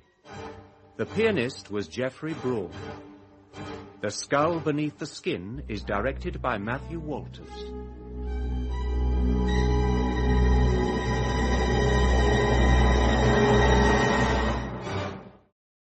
Do you not weep? Other sins only speak. Murder shrieks out. The element of water moistens the earth, but blood flies upwards and bedews the heavens. Cover her face. Mine eyes dazzle. She died young.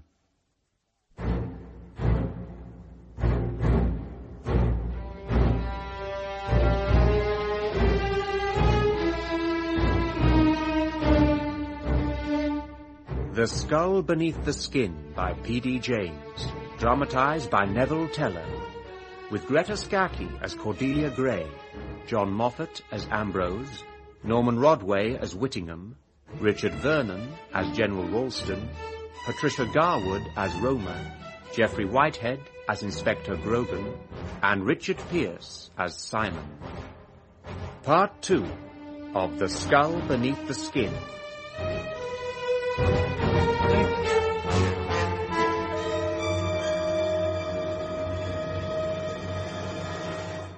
thank goodness we've got the cast off the island. I'm surprised that Grogan man let them go so easily. Well, they could scarcely have had anything to do with it. They all arrived after Lady Ralston was dead. And they can't complain the day's been dull, even if they've been done out of their moment in the spotlight. Clarissa's murder will be all over the county by dinner time. That means we can expect a press invasion at dawn. What will you do? Prevent anyone from landing. And I'll instruct Munter to refer all telephone inquiries to the police at 𝒆𝒍'𝒔. Let them cope. More tea, anyone? Oh, thank you, Roma. Now, Ivo, you have all the London gossip. Tell us about this man Grogan. I confess that on first acquaintance I don't take to him. Well, I admit I did telephone a contact from this very room, in fact, while you were busy receiving the inspector and his minions. The story is that he resigned from the Met because he was disgusted with the corruption in the CID. And that, of course, was before the latest purge. That should reassure you, Roma. Nothing about the police reassures me. I suppose I'd better be careful about offering him drink. It could be construed as an attempt to bribe or corrupt. He appears to be one of nature's sea-green incorruptibles. I wonder if the chief constable, or whoever decides these things, sent him here to fail. Why on earth should anyone do that? Well, on the principle, better the new broom than one of your own. And he could very easily fail. I don't know. But doesn't this have all the hallmarks of a storybook killing? A close circle of suspects, an isolated scene of crime conveniently cut off from the mainland. It should all be tied up in a week. Suspects ranked in strict order of priority. First the husband, then the heirs, family, friends, acquaintances. As an heir and a member of the family, I hardly find that reassuring. If the killer keeps his head clear and his mouth shut, I doubt whether he's in real danger. Yeah. It isn't what the police know or suspect, it's what they can prove. You sound as though you don't want it solved. On the contrary, I should prefer to have it solved. It'd be tedious to spend the rest of one's life as a suspected murderer. It'll bring in the summer tourists, though, won't it? People love blood and horror. You'll be able to show the scene of the crime. For an extra 20 pence, of course. I don't pander to sensationalism. That's why summer visitors don't get shown the crypt. And in any case, this is a murder in poor taste. Aren't they all? Not necessarily. But this one strikes me as particularly bizarre, extravagant and theatrical. In other words, entirely appropriate to its subject. Incidentally, isn't it odd that we've been left here alone? I thought there'd be at least a plainclothes underling sitting in and taking notes of all our indiscretions. Cordelia, in your capacity as a private eye, I suppose you've been co-opted and will be reporting everything back to the inspector. I am employed by Sir George. And the police know their limits. This is still my house and my library, and they come here by invitation. Until they decide to charge someone, we're all entitled to be treated as innocent. Even Ralston, presumably. Though as husband, he's certain to have been elevated to chief suspect. Poor George. Selected for the first grilling. He's been gone an inordinately long time. Must be hell for him. Especially if he really loved her. My guess is he stopped loving her 6 months after the wedding. He must have known by then that she was incapable of remaining faithful to anyone. If he didn't kill her, and I don't for one moment believe it was him, he's probably not entirely ungrateful to whoever did. And the money will come in useful to subsidise that fascist organisation he runs. But don't you get some of the money, Roma, my dear? And won't it come in useful to you? I'll be glad enough of it, I suppose, when it actually comes. But I don't need it. It certainly isn't important enough to kill for. And I damn well resent the offensive way in which we've all had our fingerprints taken. I mean, what else are they doing, apart from grilling poor George? Collecting scientific evidence. Samples of blood, body fluids. They'll analyse the dregs of tea to find out if she was poisoned or perhaps drugged before she was killed. She was lying very peaceably on her back. It didn't need a drug for Clarissa to lie peaceably on her back. I'm sorry. It's just that I can't really believe it. I can't picture Clarissa lying there, battered to death. She was alive, now she's dead. I didn't like her, and she didn't like me. Death can't alter that. I'm going for a walk. I've got to get out of this place. If Grogan wants me, he can come and find me. Yes, I suppose Ralston will get most of the money. How much is that, Ambrose? Oh, my dear Ivo, I don't know. Clarissa never confided the details of her personal finances. We weren't that close. I rather thought you were. Now, that's one surprising fact about Clarissa. She loved to gossip, but she could certainly keep a secret when she wanted to. Clarissa liked hoarding, and that included nuggets of useful information. How unexpected, and how very dangerous. Oh, George, my dear fellow. And how did you find the legendary Grogan? Perfectly civil. I suppose he knows his business. I confess to some curiosity about police strategy and technique. Reviewing Agatha Christie of the vaudeville is a poor preparation for the real thing. Oh, it's all pretty much as you'd expect. Where was I and what was I doing this afternoon? I told them. I was bird watching on the West Cliffs. I was also able to say I saw Simons with binoculars on the way home. I saw him coming ashore after his swim. Grogan seemed to think that was important. Now, what about this morning? Are we expected to detail every waking moment? Didn't say more than I needed. Told them about our communal visit to the church. Mentioned the Devil's Kettle and the wartime drowning, but didn't give details. No point in confusing the investigation with old history. Not their concern. How reassuring. That's rather the line I propose taking. I'll have a word with Roma when the opportunity arises, and George, you might speak to the boy. When I see him. Oh, sorry, I forgot. Cordelia, they want you next. Oh, right. Where are they? I put them in the business room. You're saying you locked your door from the inside? That's what I said, Chief Inspector, from the inside. And left the key in the lock? Yes. I still don't see why. It seemed a sensible thing to do. Anyway, Lady Ralston said she wanted to make quite sure for herself, after I'd gone, that the door was locked. Sergeant Buckley, would you kindly check back and see what Miss Gray told us last time on this point? Yes, sir. Oh, here it is. Miss Gray, I locked the door of my room leading to the corridor. Question, from the inside? Answer, yes. And what did you do with the key? I left it in the lock. Why? I wanted Lady Ralston to be able to check for herself before she locked the communicating door. Right. Well, Miss Gray, whose idea was it? Yours or Lady Ralston's? I honestly can't remember. What I do know is that she was extremely anxious to be left entirely alone. I let myself be persuaded. So you went out into the corridor from Lady Ralston's room? That's right. And she locked herself in? Yes. You didn't lock the door from the outside? Of course not. I've gone through this sequence at least 3 times, Inspector. 3 times? Sergeant Buckley? I believe it is, sir. And you'd persuaded Lady Ralston to wedge a towel under the door? That's right. Why precisely? Again, please, Miss Gray. To make quite sure she didn't receive another of those threatening notes, especially so close to the performance. You'd already intercepted 2 while on the island? That's right. One in the post that came over with us in the launch, and a second when we were all together down in the crypt, when the lights failed. When you came back to Lady Ralston's room just over an hour later, the door was unlocked? Yes. It surprised me. I thought she'd already got up and was dressing. And the towel, Miss Gray? Where was the towel she was supposed to have wedged under the door? I don't know. There wasn't a towel around. This missing jewel box that Mr. Gorringe reported, did you notice it had gone? Yes, I did. But in the shock of finding the body, I didn't say anything.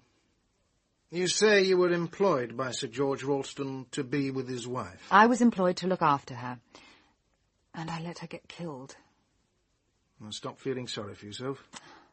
Presumably you didn't think she was in any real danger, nor did her husband. Nor did the Metropolitan Police, apparently. I can see why they might have been sceptical. Really? Yes. I wondered whether Lady Ralston had sent one of those notes herself, the one written on her husband's typewriter when he was in America. And why should she do that? To try to exonerate Sir George. I think she was afraid the police might think he was sending the notes. But I believe the idea backfired, and they suspected that she sent that message herself. They did more than suspect, Miss Gray. They tested the saliva on the flap of the envelope. Oh. You could hardly expect them to take the death threats very seriously after that. Oh, no. Any other conclusions about the notes? Well, apart from the message Lady Ralston sent herself, I thought it was possible that 2 different people were involved. I wasn't shown the first half dozen she received. I thought it was not unlikely that they were different in some way from the later ones, and that was why they'd been destroyed. And who might this original correspondent have been? I don't know. Well, who do you suspect? I can't say. Can't, or won't. Look, Miss Gray, let's get one thing straight, shall we? Lady Ralston was battered to death. She may not have been a good or likeable woman, but she had as much right to live her life to the last natural moment as you, or I, or anyone. Of course, I don't see why that needs saying. You'd be surprised what needs saying in a murder investigation. You may be too bright for your own good, Miss Gray. You're not here to solve this crime, that's my job. Nor are you here to protect the living. Leave that to their lawyers. You're not even here to protect the dead. Do you know the saying, on doit des égards aux vivants, on ne doit mort que la vérité. Yes, of course, Voltaire. To the living we owe respect, to the dead we owe only the truth. Yes, but I was taught a different pronunciation. I bet you were, Miss Gray, I bet you were. I taught myself with the primer. Anyway, there's no better motto for a detective. And that includes female private eyes who'd like to help the police, yet still lie abed with a clear conscience. It can't be done, Miss Gray. It can't be done. I'll bear that in mind, Inspector Grogan. You know, what surprises me a little is how much you noticed. And how carefully when you found the body. Most people, and not only young women, would have been in a state of shock. I know. It surprised me, too. I think what happened was that I couldn't bear to feel too much emotion. It was so horrible that it was almost unreal. I had to detach myself, so my intellect took over and made it into a kind of detective puzzle. That's why I noticed that the jewel box had disappeared, or things like the tea tray and the used cup with a smear of lipstick on the rim, or the balls of cotton wool smeared with makeup on the dressing table. It was that sort of mental tabulation that kept me from keeling over. Perhaps that's how surgeons feel. You have to keep your mind on procedures and techniques, because otherwise you might realise that what you have lying there is a human being. It's how a policeman trains himself to behave on the scene of an accident. Or a murder. And what exactly did your intellect deduce? Oh, the obvious things. How odd it was that Lady Ralston had cleaned the makeup from her face, but that there was lipstick on the cup by the bedside. It looked as if she must have made up her lips again in bed before she drank her tea. Why? And I noticed that despite a good deal of blood, there wasn't as much as you'd expect from a head wound, so I thought it was just possible she was killed some other way, and the injuries to her face made afterwards. And I was puzzled by the cleansing pads on her eyes. They must have been put there after her death. It wouldn't have been possible for them to stay in place while her face was being destroyed. You're sitting on the wrong side of the desk, Miss Gray. I take that as a compliment. There is one thing you ought to know. Sir George didn't kill his wife. When he first arrived in the bedroom and I blurted out how sorry I was, he looked at me with a kind of amazed horror. I realised that for a moment he thought I'd killed her, that I was confessing. Let's go back to the Friday night, the time when you were with Lady Ralston in a room and she showed you the secret drawer in her jewel box. That review of the Rattigan play, are you sure that's what it really was? Quite sure. It wasn't a document or a letter? And it was a local newspaper cutting. I only read the headline. I do remember thinking that the cutting was oddly shaped, much larger than the actual review. And those threatening messages? Did your client ever give the least indication that she knew or suspected who was behind them? Never. And you yourself can throw no light on why and by whom she was killed? No. Very well. Thank you, Miss Gray. You've been helpful. Not perhaps as helpful as I'd hoped, but helpful. I've told you everything I know. Oh, it's early days yet. We'll be talking again. Goodbye, Miss Gray. Allow me, Miss Gray. Goodbye. Well, what do you think? She's attractive, like a cat, self-contained and dignified. But did she do it, Sergeant? She had time and opportunity. We've only her word that she locked her bedroom door, or that Lady Ralston locked hers.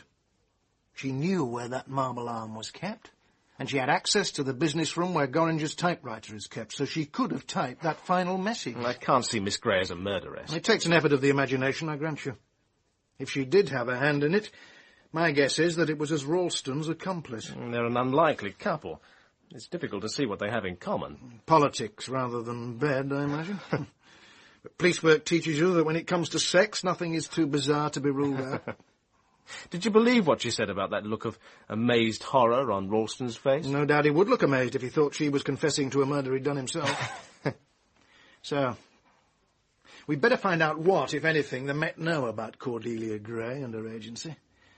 And while we're at it, there are a whole host of other unanswered questions. What did Simon Lessing really feel about Clarissa? And how exactly did his father die? Yeah. Is Miss Tolgarth quite the devoted dresser-cum-family retainer that we're supposed to believe? What sort of money is Sir George spending on his private militia? How much precisely is Roma Lisle going to get from the will, and how badly does she need it? And that's just for starters. There's certainly a choice bunch of suspects. A baronet, a distinguished theatre critic. A best-selling novelist, a female private eye, a respectable bookseller, ex-schoolmarm, and a spotty schoolboy. To say nothing of the butler, sir. Difficult to overlook a man as tall as that. Thank you for reminding me, Sergeant. We mustn't forget the butler. In fact, why not let's hear what Munter has to tell us? My duties, sir, have never been precisely defined. This is not an altogether orthodox household, but I'm in charge of all the domestic arrangements, and I supervise the two other staff, my wife and Oldfield. And how long have you been part of this unorthodox household? My wife and I came into Mr. Gorringe's service in July 1978. Shortly after his return from 12 months spent abroad, he'd inherited the castle from his uncle the previous year. This play, it was to be a regular event, was it? An annual drama festival, perhaps? I'm sorry, sir. I have no means of knowing that. Mr. Gorringe didn't confide his plans to me. Once was enough, I should think. Must have made a lot of extra work for you and your wife. The domestic inconvenience caused by Lady Ralston alive was as nothing compared with the inconvenience of her murdered. You found her a pleasant, likeable guest, then? She seemed a very agreeable lady. Right. Now, let's get on with it. You know what we want. A full account of where you were, what you were doing, and who you saw between 1 o'clock, when lunch was over, and 2:45, when Miss Gray found the body. I spent the whole of that period on the ground floor of the castle, preparing for the play and the supper party that was supposed to follow the performance. I doubt if I was out of someone's sight throughout that time. Except when I remembered that Mr. Gorringe had asked me to find a different musical box for Act 3. Lady Ralston had apparently taken a dislike to the one used in rehearsal. I came into this room to fetch it from the chiffonier. And what did you do with it? I put it next to the other on the props table backstage. Shortly afterwards, Mr. Gorringe arrived, and we checked over the props together. How long afterwards? Oh, it might have been 2:15. Might have been. I wasn't checking the time, sir. All right. And then? Then it was time to go to the quay to meet the launch, bringing the rest of the cast from Spaymouth. Mr. Gorringe and I showed the gentlemen to their dressing rooms, and my wife and Miss Tolgarth took care of the ladies. Then I went to the dining room to collect the chairs together for the supper party. I was there when Mr. Gorringe came to tell me of Lady Ralston's murder. Munter. The most dreadful thing. I've just come from upstairs. Lady Ralston is dead. Murdered. Murdered? What, in our house? In her bedroom. But how, sir? I'm afraid she's been battered to death. I've just left her. Sir George and Miss Gray are still up there. Now, you must go down to the quay and prevent all those guests from landing. Yes, sir, of course. Immediately. I'll come down as soon as I can and explain why the performance has been cancelled. I can see the launches from here, sir. How far away are they? I'd say 3/4 of a mile. Now, then there's plenty of time for you to get down to the landing stage. We simply can't have another 80 people on the island all milling about getting in the police's way. Yeah, I'm just about to telephone them. I'll get down there right away. What shall I say, sir? Well, you'd better tell them Lady Ralston has been killed. If they ask how, say a blow to the head. There's no need to harrow them unnecessarily. In the event, I wasn't required to tell them anything, since Mr. Gorringe had joined me by the time the launches arrived. A blow to the head. You've seen the body? No, sir. Mr. Gorringe locked the bedroom. But you've no doubt formed some opinion as to how the blow to the head was inflicted? Well, I did wonder whether it was connected with the missing marble hand. Mr. Gorringe found the display case forced in the early hours of this morning. But you saw and heard nothing? No, sir. I was busy in the kitchen. There's been murder here. Bloody murder of a defenceless woman. If there's anything you know, I expect to be told it. Clear? Perfectly, sir. Corsi Island is used to murder, and the murderers have seldom been brought to justice. Perhaps you and your colleagues will have better luck. You'd known Lady Ralston from childhood, sir? Our fathers were both in the diplomatic service, but I saw little of Clarissa in recent years, until I inherited this island from my uncle. We met at a theatrical first night. And she suggested that you might stage a play for her? No, I really can't remember who suggested that first. And the marble limb. That was last seen by you when? At about 11:30 last night. When I went to the kitchen at 6:45 this morning, I found the lock forced and the hand missing. All members of the house party had seen it and knew where it was kept? All except Simon Lessing. Ah, yes. The boy must have resented his father's marriage to Lady Ralston, on his mother's account, if not his own. Well, it was 6 years ago, and I doubt if he resented it enough to pick this moment to bash his stepmother's face in. Does Sir George know you suspect the boy? I never said I suspected him.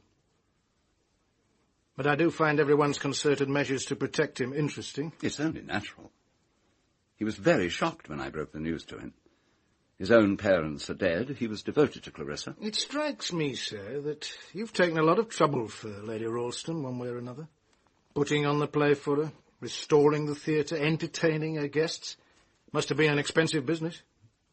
Happily, I'm not a poor man. And since you raised the matter, the theatre was restored for my own satisfaction, not Lady Ralston's. She wasn't hoping that you might partly finance her next professional appearance. What's the theatrical jargon? Be her angel? That particular angelic role has never attracted me. There are more amusing ways of losing money. But if you're trying tactfully to suggest that I may have owed Clarissa a favour, you're perfectly right. It was she who gave me the idea for my bestseller. Autopsy, in case you're one of the half-dozen who haven't heard of it. No, Inspector Grogan, you've been gossiping with the wrong theatrical people, I'm afraid. Not Ivo Whittingham, by any chance? It would be accurate to say that Clarissa and I were lovers for a period of about 6 years, as opportunity and her whim dictated. And did her husband know? Husbands, Inspector. Our relationship outlasted more than one marital episode. But if it's George Ralston you're interested in, I never told him. Tell me what she was like. I was going to say you've seen her face, but of course you haven't. Pity. One needed to know the physical Clarissa to get any clue about her. She lived intensely in and through her body. The rest is a list of words. Egocentric, insecure, clever, kind or cruel as the mood took her, restless, unhappy. But she had certain skills which a gentlemanly reticence inhibits me from discussing. She probably gave more joy than she caused misery. That can't be said of many of us. I once said her the words of Thomas Malory, Launcelot speaking to Guinevere, "Lady, I take record of God, in thee I have had my earthly joy." I don't take them back, whatever she may have done. Whatever she may have done? A form of words, merely. So you mourn her? No, but I shan't forget her. Why are you here, sir? Here? Oh, on the island? Well, why are any of us here? Because Clarissa wanted us here. I, at least, was commissioned by one of the Sunday papers to do a piece on the island and the theatre, but as for the others, the boy, for instance, Simon Lessing, he didn't seem to have a notion as to why he was invited. I think Clarissa might have wanted to show me off. My piano playing, I mean. She liked to impress people. Are you happy living with Sir George and his wife? Very, sir. When I'm with them. Mostly I'm at school. It's term time now, isn't it? Yes. I had to have special leave to come to the island. And how did this special relationship with Lady Ralston come about? It was after my mother died. I went to live with my uncle and his family, and that's where Clarissa came to see me in the summer of 1978, and agreed to take care of me. I wasn't adopted. Clarissa became a sort of foster mother, I suppose. She took over the whole responsibility for bringing me up. And you welcome that arrangement? Very much so. I wasn't very happy living with my uncle and aunt. Right then. Suppose you tell us exactly what you did between 1 and 2:45 today. Well, I wanted to go for a swim before the play. So, after lunch, I went up to change. I put my swimming trunks on under my jeans. Clarissa had warned me not to swim too soon after the meal, so I went for a walk on the beach first for a bit. What time did you actually go into the water? Oh, just about 2 o'clock, I suppose. I swam for about half an hour. I came out, dried, and got dressed. I was on my way back to the castle when Mr. Gorringe saw me and came down. He told me about Clarissa. What can you tell us about the arm of the dead princess? Do you mean in the church? Well, there were skulls in the crypt, but... A marble limb. Someone took it from Mr. Gorringe's display case outside this door. I don't think I've seen it, sir. I'm sorry. Oh, of course the woodcut's mine. I brought it to Courcy because I thought Ambrose Gorringe would be interested in it. I thought it might be valuable. I hope you're not suggesting that I sent it to Clarissa, or that I'm in any way involved in those other messages. I'm making no such suggestion, Miss Lisle. Good. Perhaps, though, you'd be kind enough to tell me what you did this afternoon. Very well. I went to see Clarissa in her room just before she took her rest. Why, exactly? Why? To wish her good luck for the performance, of course. Why else? I thought you had lunch with her. So I did. Well, why didn't you do it then? I forgot. I realized as soon as she'd gone upstairs. I had to wish her good luck. I see. And you left her when exactly? Oh, at 1:05. And then what? Then I went to the library. I stayed there till 2:30. And then I went up to my room to change. Was anyone with you in the library? No one. I was alone all the time. Oh, except that Miss Gray put her head round the door at about 1:20. What were you doing there? What does one usually do in a library, Inspector? I was reading. All the time? It is possible, even in this day and age, to sit and read for 90 minutes, Inspector. But if you must know, I was also waiting for a private business call from my partner. And before you ask, no, it did not come through. So, you sat by the telephone and read. Is that all? For a few minutes I wrote a letter. I see. Do you have the letter? I decided not to send it. I tore it up. A letter, Sergeant. The torn-up fragments of a letter. Did you find them in the wastepaper basket? No, sir. Nothing like that. No letter, Miss Lisle? Of course not. I didn't put the pieces in the waste paper basket. No? What did you do with them? I took them with me to my room and flushed them down the lavatory. Really? Yes, really. Why not? And you went up to your room when, exactly? At 2:30. Wasn't that leaving it a little late to change for the performance, Miss Lisle? Yes, well, I decided to give the play a miss, actually. There's nothing so surprising in that, Inspector. I'd seen quite enough of Clarissa's histrionics. I simply preferred to take a walk, that's all. What did you make of all that, Sergeant? Would you care to propound a theory to explain all those intriguing eccentricities of behaviour? Well, let's say she was expecting a telephone call from her lover. When it didn't come, she decided to write to him. Then she thought better of it and tore up the letter. She collected the bits from the waste paper basket because she didn't want us piecing them together and reading her private correspondence. Ingenious, Sergeant. But you see where it leaves us. At the time she tells us she took those scraps upstairs, she couldn't have known the police would be here to poke their noses into her private correspondence, not unless she also knew by then that her cousin was dead. Well, let's not read too much into it, Sergeant. It might have been the servant she was protecting herself from, not us. I suppose so, sir. And Miss Roma Lyle's story is not the only unconvincing one. Consider the curious reticence of the lady's maid. Sounds like the chapter heading for one of those snobbish 30s thrillers, doesn't it? You question the lady, Sergeant. She may prefer youth to experience. Give her a treat.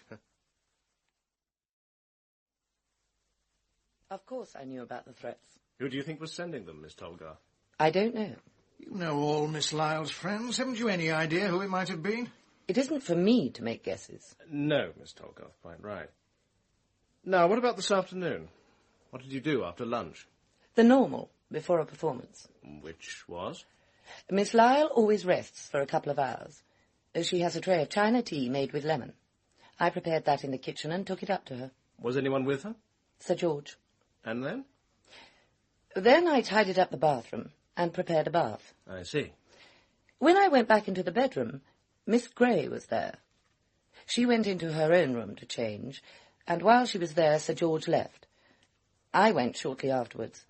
I came back at 2:45. I was worried in case Miss Gray hadn't called her. Were you happy working for Lady Ralston? My mother had been her nurse. You liked each other? We're used to each other. Can you think of a reason, any reason, why anyone should want to kill her? No. All one big happy family, were you? There's never a good reason for people to kill each other, even in happy families. It's all over the Sunday papers, Miss Gray. No, is it? Mine says she was, battered to death. I can't believe it. And it's so horrible for you, Miss Gray. Well... Her husband, too, of course. Yes. Such a nice man when he called at the office. I suppose it was some kind of intruder. The paper does say her jewellery is missing. I do hope the police don't get any wrong ideas. I'm sure they won't, Miss Maudsley, but they'll be sure to check up on me and on the agency. Don't worry, just answer their questions. Oh, dear, yes. I suppose we must. But it's all so dreadful. Am I to show them everything? Well... Suppose they asked to see the accounts. I did try to balance the petty cash on Friday afternoon, but it didn't quite, I'm afraid. I don't think the police will be interested in the petty cash, Miss Maudsley. They're more likely to ask about Sir George Ralston's visit. Let them see anything they ask for, except, of course, the client's files. Yes, Miss They're Gray. confidential. And, Miss Maudsley, do tell Bevis to try not to be clever. Yes, Miss Gray. I'll ring again in a day or two. Bye. You could cut the atmosphere in this place with a knife. I'm going for a walk. Would you care to come? I'd like to have a word with you. All right, Miss Lisle. Inspector Grogan can always send for us if he wants us. You're supposed to be an expert in these things. When do you suppose we can get away? I've got a shop to look after. My partner can't manage indefinitely on his own. The police can't keep us here, surely. The investigation could take months. They can't legally hold us at all unless they arrest us. Of course, some of us will have to attend the inquest. But I should think you could leave tomorrow if you wanted to. Did you know I'd asked Clarissa for a loan just before she was killed, and she turned me down? Yes. I was there when she told Sir George. Have you told the police? No. That was decent of you, considering I haven't been particularly pleasant to you. Well, if they want that kind of information, they can get it from the person concerned. They haven't got it so far. I lied. I'm not sure why. Panic, I suppose. It's odd. I've never much liked the police, but I always took it for granted that in a crime like murder, I'd cooperate up to the hilt. I want Clarissa's murderer caught. Of course I do. So why do I feel so defensive? I know. I feel the same. It looks as though George hasn't told them about our quarrel either. Nor has Tolly, apparently. Clarissa sent her out while we were talking, but she could have easily heard. What do you think she has in mind? Blackmail? Oh, I'm sure not. But I think she knows. She was in the bathroom while I was there, and she probably overheard. Clarissa was pretty vehement. She was vehement with me. Vehement and offensive. If I were capable of killing her, I'd have done it then. You know, what I can't get used to is the way we all carefully avoid discussing who could have killed her. We're stuck here together. Life will be intolerable if we start hurling accusations at each other. Well, I don't think I can go on pretending to make polite conversation when we're all thinking about the same thing, avoiding each other's eyes, locking our doors at night. Did you lock yours? Yes, I'm not sure why. I don't for one moment think there's a homicidal maniac on the island. Clarissa wasn't killed by mistake. She was the intended victim. Who do you think did it? One of us who slept in the castle on Friday night. But who? Who? Can't be Ambrose. He never felt a strong emotion in his life. And he hasn't the ruthlessness. He does have a taste for horror, but at second hand. Disinfected by time. A tag of executioner's rope. A blood-stained nightdress. And it can't be Simon. He never even saw the marble arm. And anyway, he'd have confessed by now. He's a weakling, like his father. As for Ivo, well, I know he's dying, and he may feel he's out of reach of the law, but where's his motive? I suppose George is the main suspect. But I don't believe that either. He's a professional soldier. He wouldn't kill in that way. And certainly not a woman. Could be the Munters, I suppose. Or even Tolly. But I can't think why. That leaves you and me. It wasn't me. And if it's any comfort to you, I don't think it was you either. Thank you. Tell me about Clarissa. You spent a lot of your holidays with her as a child, didn't you? Oh, God, those awful Augusts. Clarissa's mother wanted her to have young company, and my parents were glad to have me fed and boarded free. We got on quite well then, oddly enough. United by our fear of her father, I suppose. She lived in terror of him. No wonder she spent the rest of her life looking for love. But then don't we all? I thought she adored her father, that he was an overindulgent, devoted papa. Is that what she told you? How typical of Clarissa. He was a brute. Not physically, but that might have been more endurable than cold sarcasm and contempt. He didn't really like women. And Clarissa wasn't even pretty as a child. I was told something about her, something she'd done, and I thought she was a monster. But perhaps no one is. Not entirely. Not when you know something about them. She was a monster. But when I think of Uncle Roderick, I can understand why. Look, there's Grogan. You can see us from up there. Oh, yes. Hadn't we better be getting back? He'll suspect us of conspiracy. Isn't that my window? Oh, what's he doing in your room? Telling that young Bobby what to do, I suppose. They're reconstructing the crime, or what they think happened to Clarissa's jewel box. Look, he's climbing down the fire escape with a box in his hands. Why? There you are. He's throwing it as far out to sea as he can. And there's a diver there, in that rowing boat. So they think it was a robbery, and the empty jewel box was thrown into the sea. Exactly. But my guess is that they'll find it still contains Clarissa's jewels. And for someone on the island, that would be very bad news indeed. All right. So now we know from the autopsy that Lady Ralston was killed by a blow from a blunt instrument. The subsequent damage was done maybe 10 minutes later after death. So we have a murderer who sits and waits while she dies and then... what? Decides he didn't much like her and gives her a bit more. He could have spent the time searching for something and been enraged when he didn't find it. Searching for what? There's no sign of a search. If he was looking for something, he knew what he was about. My guess is that he found it. I wonder what Mrs. Beeton would reject as the most inappropriate meal for this kind of occasion. A borscht followed by steak tartare. Don't you care at all?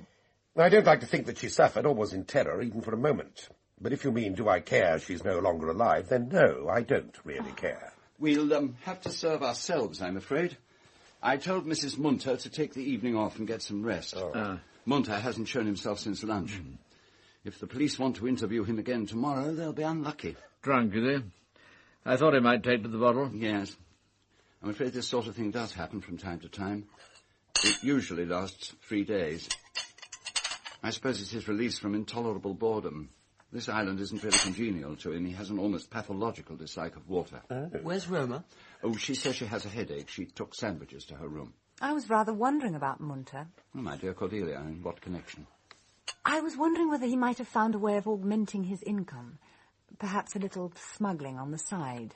Oh? The Devil's Kettle would be a useful unloading point.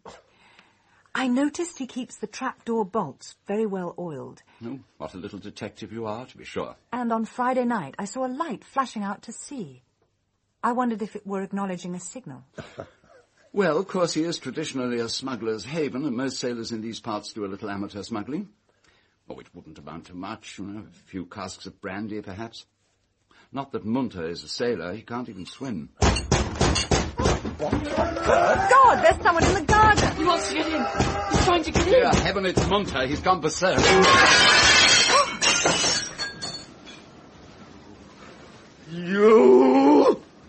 You're drunk, man. Murderer! Go to bed and sleep it off. Murderer! I'm so sorry, George. Of course, he's not responsible. Now, come on, Munter. Come on, you're a bit past it tonight. Let me help you upstairs. Give me a hand, Simon. Yes, of course. Poor boy. God, she was a bitch. What? Now, come along, old fellow. Come on. I'm so sorry, everybody. I've never known Munter behave in quite such a spectacular way before.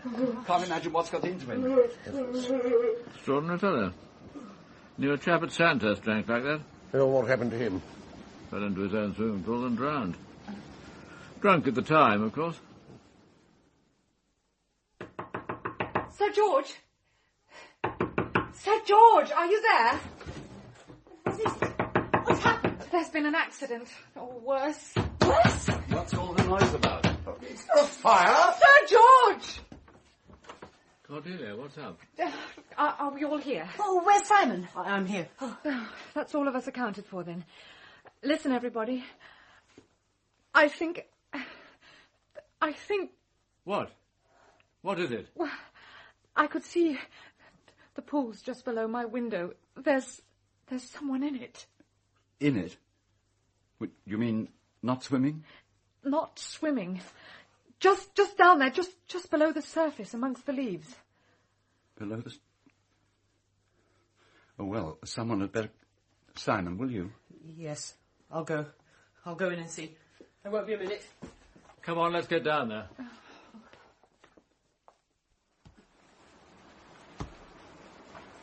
No, it's no good, Simon. He's dead. He's probably been in the water for hours. There's no point. My God. But ought we to give up? I thought you were supposed to go on for ages. Not when the pulse has gone and the body's cold. Leave him be. He's dead. Can't you see he's dead? Come on, Simon. You're worn out. Here, put this towel around you. Thanks. I'm so very sorry, Mrs. Munter. When did it happen, do you know? How can I tell, sir? I don't sleep with him when he's drunk. No, of course not. But you must have heard him go out. He left his room just before 3:30. Well, we'd better get him indoors. Yes, but ought we to move him? Isn't it usual to leave the body till the police arrive? But that's only in a case of murder. This is an accident. He was drunk and he fell in and was drowned. It's perfectly obvious. I don't think it matters if we move him. It isn't as if we found him like this. Oh, I almost forgot. There's some kind of box down there wedged among the underwater plants. I felt it when I released the body. Should I bring it up? The jewel box! No, I don't think so. It felt larger, and I'm pretty sure it was smooth. He must have dropped it as he fell. Do you mind going down a second time? I'm all right now. I won't be long. I'll soon get it. Can't we at least cover him up? Of course. Could you fetch something from the house? Why, Cordelia? She's not your servant. Munter was. And you can't even bring yourself to say you're sorry he's dead. You didn't care about Clarissa, and you don't care about him. Nothing touches you. And who are you, for God's sake? Your grandfather made his money out of liver pills and gripe water. If it's of any interest to you, I would rather see all of you, with one possible exception, dead at the bottom of my pool than lose Karl Munter. It was caught under the netting. Here. Thanks. Now take it. Here, wrap yourself up. Oh, thank you. Good Lord. I last saw this with the other musical box on the props table. He must have been taking it back to the tower room. But why in the middle of the night? Well, that's no reason. I mean, he was drunk. How about the other box? And that was kept in the business room. But unless Munter returned it, I suppose it's still backstage. Better get dressed, boy. You're shivering. Yes. Yes, I will. I won't be long. That boy has more talents than I gave him credit for. And how, incidentally, did he know what Clarissa's jewel box was like? I thought you only gave it to her, Ambrose, when she arrived on Friday morning. I suppose, like you and me, he's been to her room and been shown it. Oh, I realised that. I was just wondering when exactly. Why not leave all that to Grogan? One amateur detective in the house is enough, surely. I'll go and telephone the police. And I'll get back to bed. And after I've had my stint with Grogan, I'll relieve you of my presence here. Death is becoming rather infectious in your paradise. Well, I suppose we may as well go and see if the second musical box is back in the business room where it's usually kept. Good idea. And by heaven it is. What's going on? The second musical box. It's back in the chiffonier. That's odd. So he did return it. Well, probably couldn't rest until he'd started putting things to rights. Except that he's changed them around. This one belongs in the tower room. How could you possibly know that? Because I saw it there on Friday afternoon while Clarissa was rehearsing. I went to explore the tower and found the room. I couldn't be mistaken. Well, they look very alike. But they play different tunes. I opened the box in the tower room, this box. It played Greensleeves. The one at the rehearsal played the Scottish melodies that Lady Ralston objected to so much. So Munter went up to the tower and fetched this one for the performance. And that was yesterday afternoon. And that means that somewhere around the time of the murder, he was within a few feet of Clarissa's door. He could have seen someone entering or leaving. He could have gone into her room himself. And that's why he was obsessive about returning the boxes, each to the room he said he'd taken it from. He lied to the police. But they'd only have our word for it. And it's very convenient for us, isn't it? A dead suspect. The butler did it. Even in fiction, that's usually regarded as unsatisfactory these days. I think I can hear the police launches. Then I'll go down to the quay and meet them. I'll come with you. I'm curious to see Grogan's reaction to this second misadventure. Sir George, when we were standing round Munter's body, you recognised that drowned face, didn't you? What do you mean? You'd never seen Munter like that before, with his face upturned. But that's exactly how you last saw his father, wasn't it? Dead. Drowned. Blythe. Carl Blythe. The young man drowned in the Devil's Kettle by his Nazi compatriots way back in 1940. What on earth made you think that? Your face when you looked down at him. And the war memorial he decorates every Armistice Day. The words he shouted at you. Murderer, murderer. It wasn't Clarissa's murder he was thinking of. It was his father's. But most of all, his name. Munter. Munter's German for carefree, isn't it? Carefree. Blythe. I didn't deliberately let them kill him. You don't have to explain to me. It's not my business. You were a young officer at the time. You can't have been in command here. No, but I was on duty that night. I should have discovered that something was up, but I hated Blythe so much I couldn't trust myself to go near him. He'd made my childhood hell at school. That's one thing you can't forget and never forgive. So I shut my eyes. You could call it dereliction of duty. And Munter must have grown up believing the army had murdered his father. I wonder why he took a job on this island. Curiosity? He couldn't have expected you to turn up. He might have hoped for it. He took the job in the summer of 1978. That's the year I married Clarissa. She's known Ambrose nearly all her life. They're both pretty much in the public eye, and I'm not exactly an nonentity. If the police arrest you, I shall feel free to tell them everything. No, Cordelia, it's my concern, my past, my life. But you must see how it will look. If they believe me about the musical box, they'll know that Munter was a few feet from your wife at the time she died. If he didn't kill her himself, he could have seen the person who did. Taken with that shout of murderer directed at you, it's damning. Unless you tell them who Munter was. No. If they arrest the wrong person, it means the guilty one goes free. Is that what you want? To protect whoever it is? The guilty one? We're here together, 10 of us, on this small, lonely island, and one of us is a murderer.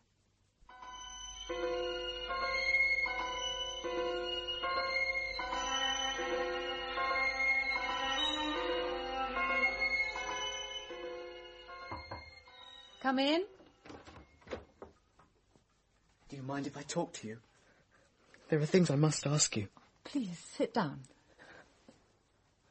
I want you to tell me how Clarissa looked when you found her. I keep lying awake and imagining. Didn't the police tell you, or Sir George? No. I asked Ambrose, but he wouldn't say. I'm afraid her face was completely destroyed.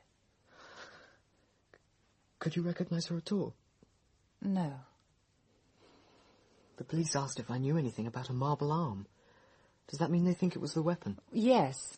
It was in the display cabinet, along with a pair of handcuffs. The marble arm was found by the bed. It looked as though it had been used. Thank you. That's what I wanted to know. You didn't mention your visit to the tower when you were questioned yesterday? You didn't ask me. I didn't think it important at the time. Now those musical boxes have become significant. There's nothing else you didn't think important? I've answered all your questions as honestly as I can. That's not quite the same thing, is it, Miss Gray? Inspector, I'd like to go into Spaymouth this afternoon. I want to get off the island for a bit. Will that be all right? Of course. But don't forget you'll have to be in Spaymouth tomorrow at 2 for the inquest. It won't take long. We'll be asking for an adjournment. But you were the one who found Lady Ralston's body, and you were the last person to see her alive. The coroner will want you there. Mrs. Munter? Mrs. Munter, are you there? Come in, Miss Gray. I didn't mean to bother you. I just wanted to see that you were all right. And I'm going into Spaymouth shortly. Is there anything I can get you? Thank you, no. And I'll be with you in the boat, likely enough. I'm leaving, miss. I'm getting off the island.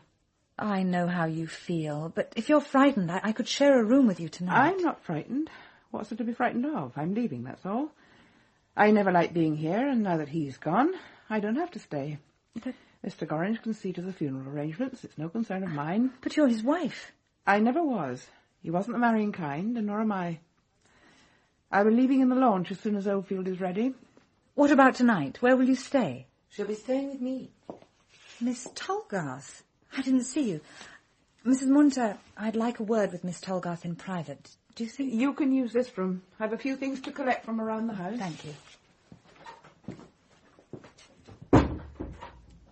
Miss Tolgarth, you were with Clarissa when the first of the messages came during the run of Macbeth. Tell me what they looked like. You see, Miss Tolgarth, I think it was you who sent them. And I think she guessed. She knew the wrong she'd done you, but she couldn't do without you, so it was easier to pretend. And then, as she hoped, you had a change of heart. Something made you feel that what you were doing was wrong. So the messages stopped. They stopped until one of the small number of people who knew about them took over. But now they were different. They looked different, their purpose was different, and the outcome was very different and terrible. I know I've no right to ask you, but just tell me what those first messages were like. They were written by hand, in capital letters on lined paper. Paper torn from a child's exercise book. And the messages? It was always the same message. A text from the Bible. Thank you. You've told me what I wanted to know. Miss Tolgarth, have you any idea who it was who took over? No. I concern myself with my own sins. Let others look to theirs. Miss Lisle! Miss Lisle! Roma! Roma! What happened? What is it, my dear? I'm sorry. Oh. That was a disgusting exhibition. Never mind. I'm glad it's you, if that's any comfort. I'd like to help. You can't.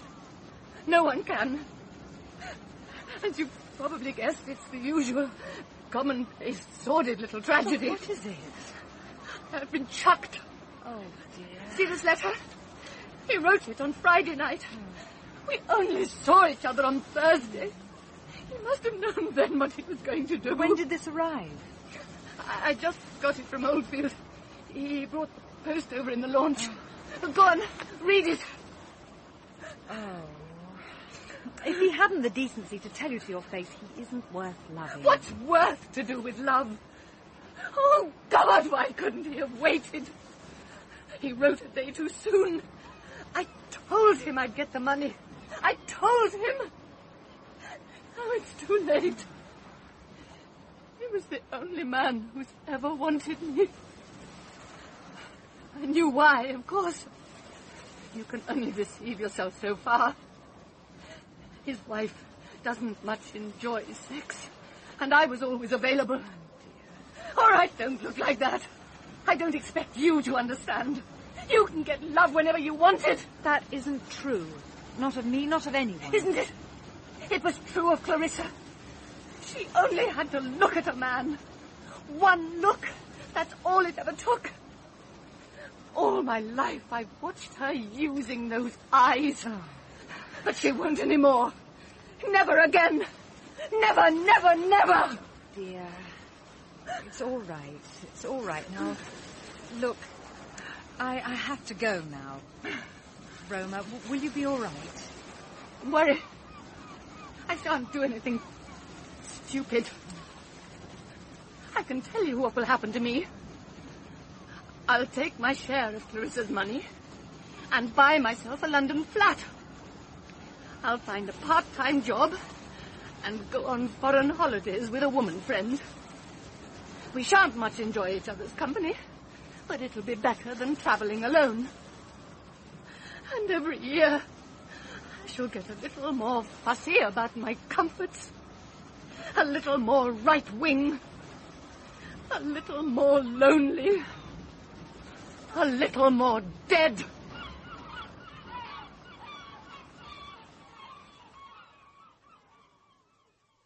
They're all arranged by years, Miss Gray. We bind 3 months together. Of course, now the Chronicle's gone tabloid, the bound volumes are much easier to manage. See, that's where the change starts, 1980. How far back does the paper go? Oh, the Speybarth Chronicle was founded in 1862. It's been published without a break ever since. And still going strong? Oh, thank heaven.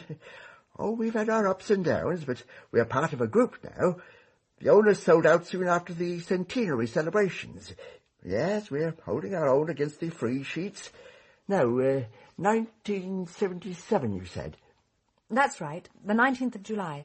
It's the theatre review I want. Oh, wasn't that about the time of the Royal Jubilee? The Queen came down here, you know. Quite an excitement. Yes, that's the week's edition I want, Mr. Hasking.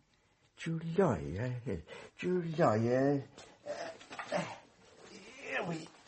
Here we are. We put out a bumper edition that week. Lots of pictures. You sure there was a theatre review? I haven't come across one. Quite sure. I've seen it. Well, I'll go back.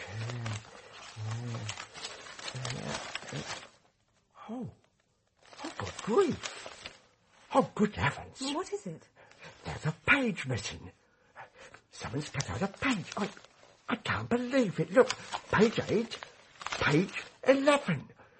Someone's actually mutilated our official archives. Oh, vandals. And that, Mr. Hasking, is the very page I wanted to see. Oh, surely you've got another copy somewhere. Oh, not here. We don't keep back numbers beyond 3 years. Haven't got the storage space. Oh, the chairman might have a complete set up in London, but I don't know. We only bind one set down here. Oh, I can't get over it. Is there anyone you know who might have a copy of that paper? It was a pretty special edition. Let me, I know. Miss Costello. Try her. She's kept press cuttings on the royal family for donkey's years. Oh, a wonderful collection. We sometimes use her material for background. She isn't likely to have missed the royal visit to Spaymouth. Costello? Lucy. Miss Lucy Costello. A dedicated monarchist. That's a somewhat old-fashioned creature these days, I suppose, though there are an awful lot of us. You know, I've kept a complete record of every royal occasion for years and years. And when I say royal, I don't mean just our own dear royal family. Just look at these scrapbooks. They go back 50 years, you know. I began my collection just after Daddy died. That was way back in the 1930s, well before the war. It was something to do, you understand. Yes. I'm 85 now. No. Yes, I am, really? my dear. And now it's my main interest. Oh, I do hope it hasn't become an obsession. I shouldn't like to think that I was obsessed. It's all arranged by years, you know. 1977, you said, didn't you? That's right. The week the dear Queen visited the town. Yes. What a day that was. Of course, the Spaymouth Chronicle gave the best coverage, so I took most of my cuttings from there. And here you are. Just look at those pictures. Now that looks like it. It's the right shape, at least. Miss Costello, may I beg a favour? Just to make quite certain, would you remove that cutting from the book so I can see what's on the back? It's very important. Of course, there's no difficulty with that. I only use ordinary stamp hinges to hold the cuttings in position. I can easily replace them. Just one moment. There we are. And on the back, Clarissa Lisle triumphs in Vatican revival. Is that what you wanted to see? Yes, and no. It confirms that it's the right cutting, but this picture on the other side. Crowds waiting for the Queen. Now, what could... I see. He was there. It's him. Could you recommend a firm of local solicitors? Well, I've heard Beswick, Turner and Harrison are considered reliable. But you'd be wise to hurry. Little activity goes on in Spaymouth after 5 o'clock. Oh. I need some legal advice, general legal advice. Do you offer that kind of service? Well, it isn't usual, and I'm not sure it's altogether wise. Solicitors are rather like doctors, you know. We can't really generalize. Each case is unique. But go ahead. You don't mind if I feed the tropical fish, do you? I want to know about tax avoidance. Do you mean tax avoidance which is legal, or tax evasion which isn't? Oh, look at him. Isn't he a beauty? That's the Dawn Tetra, an expensive little fellow from British Guiana. He's very beautiful, but I don't much enjoy tropical fish in tanks. And it's tax avoidance I'm interested in. Suppose I came into a very large sum of money, all in one tax year. Is it the fish or the tanks you object to, or perhaps both? They're perfectly happy, I assure you. Their small world has been scientifically devised for their comfort, unlike ours. Now then, this large sum of money, you're not contemplating a bank raid, are you? I mean earned income. Money from a successful play or novel, for example. Well, if you were sensible, you would arrange your contract so that you didn't receive it all during the one financial year. But suppose I didn't expect it to be so successful. Then you could avoid paying tax on it by becoming non-resident for the whole of the subsequent financial year. You see, those sort of earnings are taxed retrospectively. Could I come home for a holiday or weekend? Not even for a day. If you as much as stepped foot on UK soil during those 12 months, you'd become liable for tax on all your earnings in the preceding year. And if I made a quick visit and concealed it from the Inland Revenue? Then you would be prosecuted for attempted fraud. And what would the tax be? Well, the present top rate on earned income is 60%. What was it in 1977? In those unregenerate days it was rather more. 80% or more on an income of over £24,000. So I could be ruined. Bankrupt, you mean? Indeed you could, if you'd been so ill-advised as to spend all your previous year's income in advance, on the assumption you'd avoided the tax. I hope you're not in that precarious situation. Hello? If you're setting out fishing, could you land me on Corsi Island? I'm staying there and the launch hasn't come back for me for some reason. It's terribly important that I get there. They say, a woman's been murdered there. Yes, that's right. Murdered woman. Nothing new for Corsi Island. I'll be fishing off the southeast point. I'll take you, if you're sure you want to go. Oh, I'm quite sure. Thank you very much.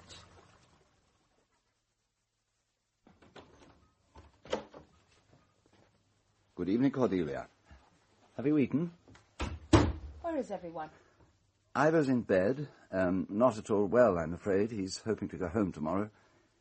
Roma left mid-afternoon with Sir George. Simon's gone to bed, not hungry. Why didn't Oldfield meet me at Spaymouth with the launch? Oh, he or I must have misunderstood. He won't be back till morning. To all intents and purposes, we are alone. Do you know why I went to Spaymouth this afternoon? I went to find this cutting from the local paper. Yes, I did wonder. Congratulations. I didn't think you'd succeed. Because you'd already cut it out of the newspaper archives yourself. Precisely. I destroyed it about a year ago. It seemed a sensible precaution. I found another. So I see. Oh, you look tired, Cordelia. Would you like some of this claret or well, all right. Brandy? Right. A claret, please. I came back to the UK to visit my uncle. I was his heir, and he wanted to see me before he died. He was very ill. He didn't understand about tax-free years. He asked me to come, so I came. And if you hadn't, perhaps he would have altered his will. Oh, unkind Cordelia. No, I genuinely liked him, and I valued him. He was his own man, like some ancient chieftain. Even then there was no danger. Then when he was clearly dying, he asked me to get him something he fancied. A last taste of blue Stilton. He could have asked his housekeeper, but he didn't. He asked me. So that's why you went to Spaymouth? That's why. If I hadn't done that simple act of filial kindness, Clarissa wouldn't have seen that press photograph, wouldn't have forced me into staging the Duchess of Malfi, would still be alive. Odd, isn't it? We live by chance and we die by chance. With Clarissa, it was a matter of 8 ounces of blue Stilton. Chance? But it was you who smashed her face in, and not once, but time and time again. How could you make yourself do that? Wasn't agreeable.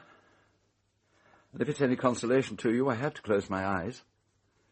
When I opened them, Clarissa wasn't there. Once her face was gone, I couldn't even remember what she looked like. Clarissa was her face. And you know, looking at her, I knew what I'd always known. The presumption that she or anyone has a soul is ridiculous. This life is all we have. We die as animals. We go into the night without hope. Millions of people share that belief, yet they still live good, kindly, and useful lives.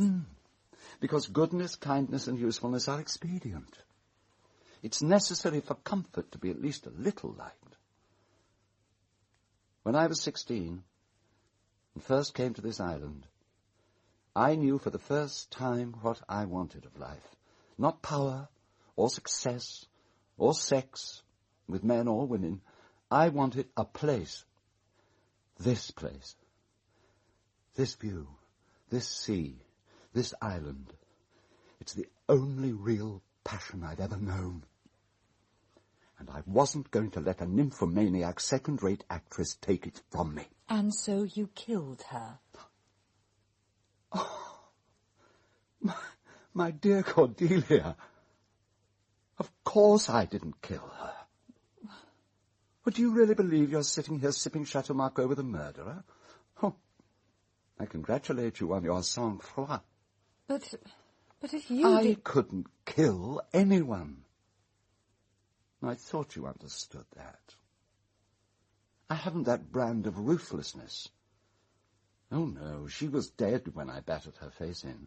Someone had been there before me. Someone? There was no upward spurt of blood. How could there be? All I did was to cover up for the murderer. Admittedly, it was mainly self-interest. I had to find and destroy that vital scrap of newsprint.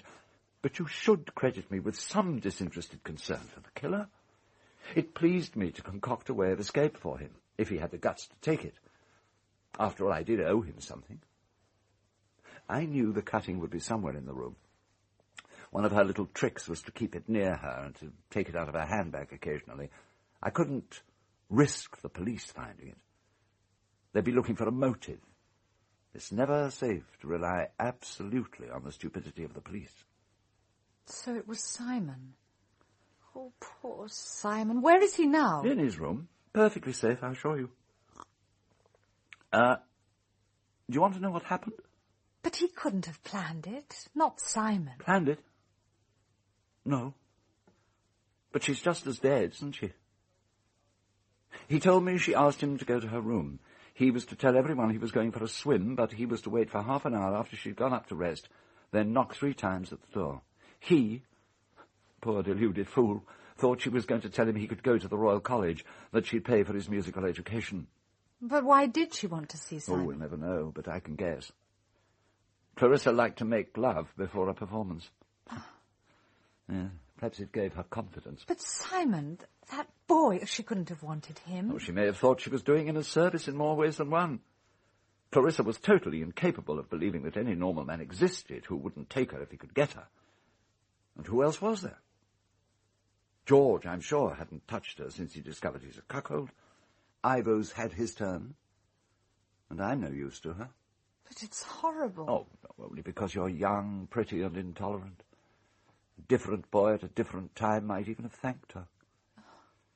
But Simon Lessing's a romantic. What she saw in his face wasn't desire. It was disgust. What happened? How did you find out?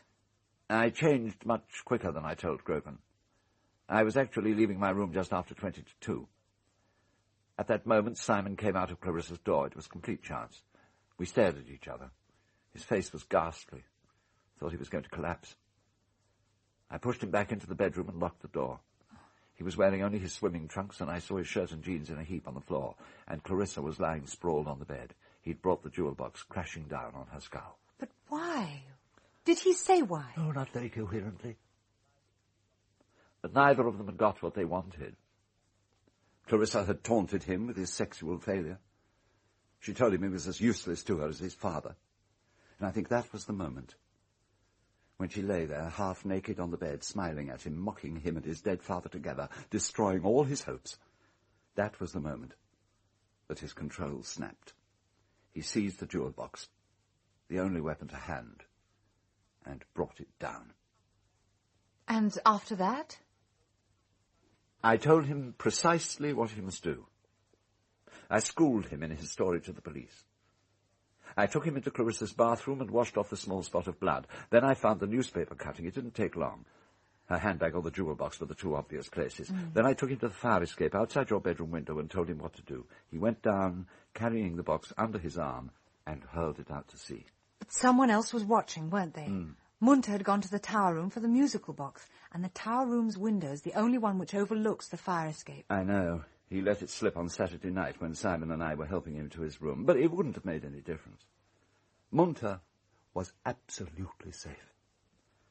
He would have taken any secret of mine to the grave. He did take it to the grave, and conveniently early. Yes, well, I didn't kill him, if that's what you're implying, nor, as far as I know, did Simon. That death, at least, was accidental. What did you do next? I had to work quickly. I cleaned the makeup from Clarissa's face so that the police wouldn't suspect she'd invited a visitor to her room. Then I set out to destroy the evidence of how she was killed and substitute a weapon Simon couldn't have brought because he didn't know it existed. Oh, I already had the marble arm and the note ready, as it happened. I was intending to put them in the casket that Clarissa would open in Act 3. Oh, I assure you the result would have been spectacular. I doubt if she'd have got through the scene.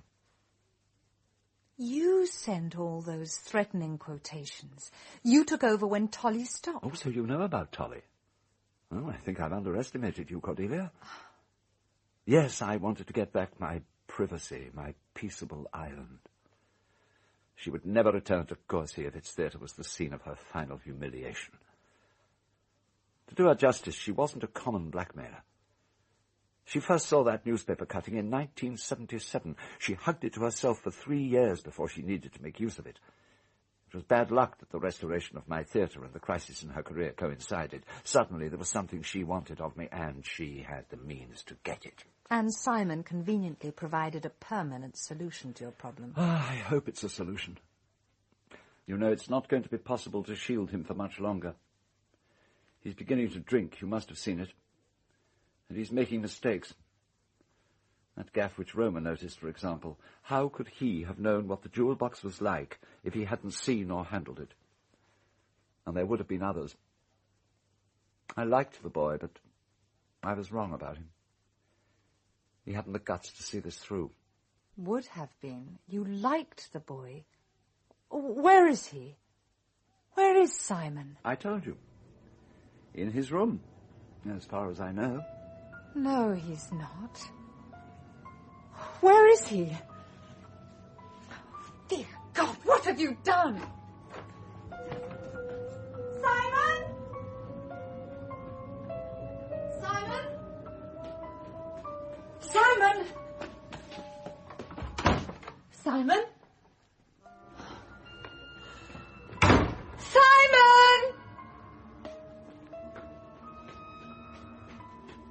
Simon?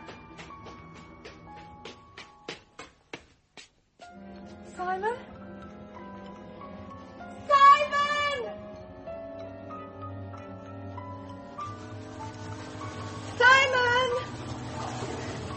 Simon! Down here! Simon, what's happened? Ambrose told me I'd be in prison for the rest of my life. That's all Broadmoor. I can't face that. I came to the devil's kettle. This is the best thing. Where's the key to those handcuffs? What have you done with the key? I chained myself to the top rung of the ladder and dropped it. I heard it hit the water. That was half an hour ago. The water wasn't even over my ankles. Leave me alone, Cordelia. This is the best way. Leave me alone. There's not much time. We have about another 5 minutes at the most. Watch out. I'm coming down. I can't stand it, Cordelia. Prison. Broadmoor. I can't stand it. You lied, Simon. Ambrose lied. Manslaughter isn't murder. You didn't mean to kill her, and you aren't mad. Cold.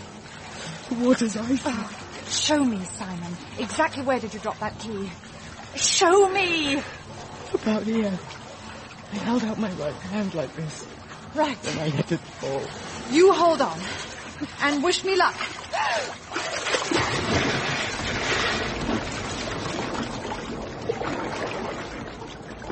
We go into the night, Cordelia. No reward. No punishment. No afterlife. Nothing but darkness. And we go without hope. Got it. Keep your head high. I'm not worth it. I was there when Monta fell in. I could have saved him. I ran away. I pretended I hadn't seen. I'm not worth it, Cordelia. Don't think about that now. We've got to get you out of here. Now, if I can reach your hand... There. Now then. I'm so sorry, Cordelia. Oh, no. Oh, no. Please, God, no. Open the trapdoor! Open it! This is it. We're done for, aren't we? Perhaps.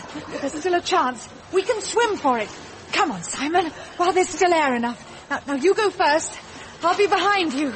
Ready? Now!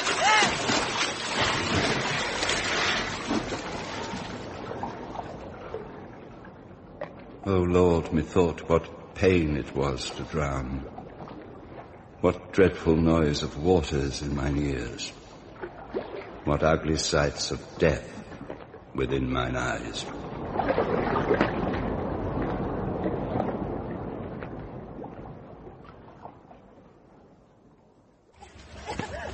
Gussie, come on.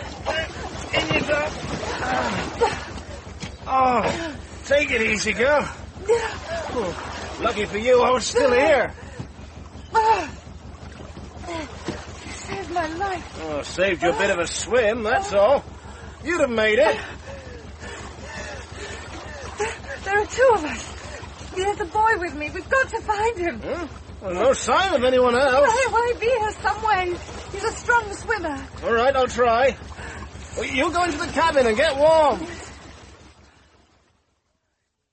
Are you sure that the trapdoor was bolted? Did you try to lift it? At first, but I knew it was no good. I heard the bolt shoot home. You were frightened and cold. It might have fallen accidentally. It didn't.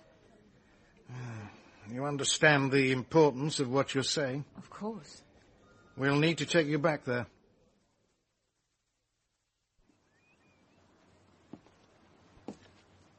I missed you last night. The police told me they found a hotel for you on the mainland. I hope it was comfortable. Comfortable enough. I can't remember much about it. You've, told them everything, of course? Of course. I can almost smell their exhilaration. The case very nearly wrapped up.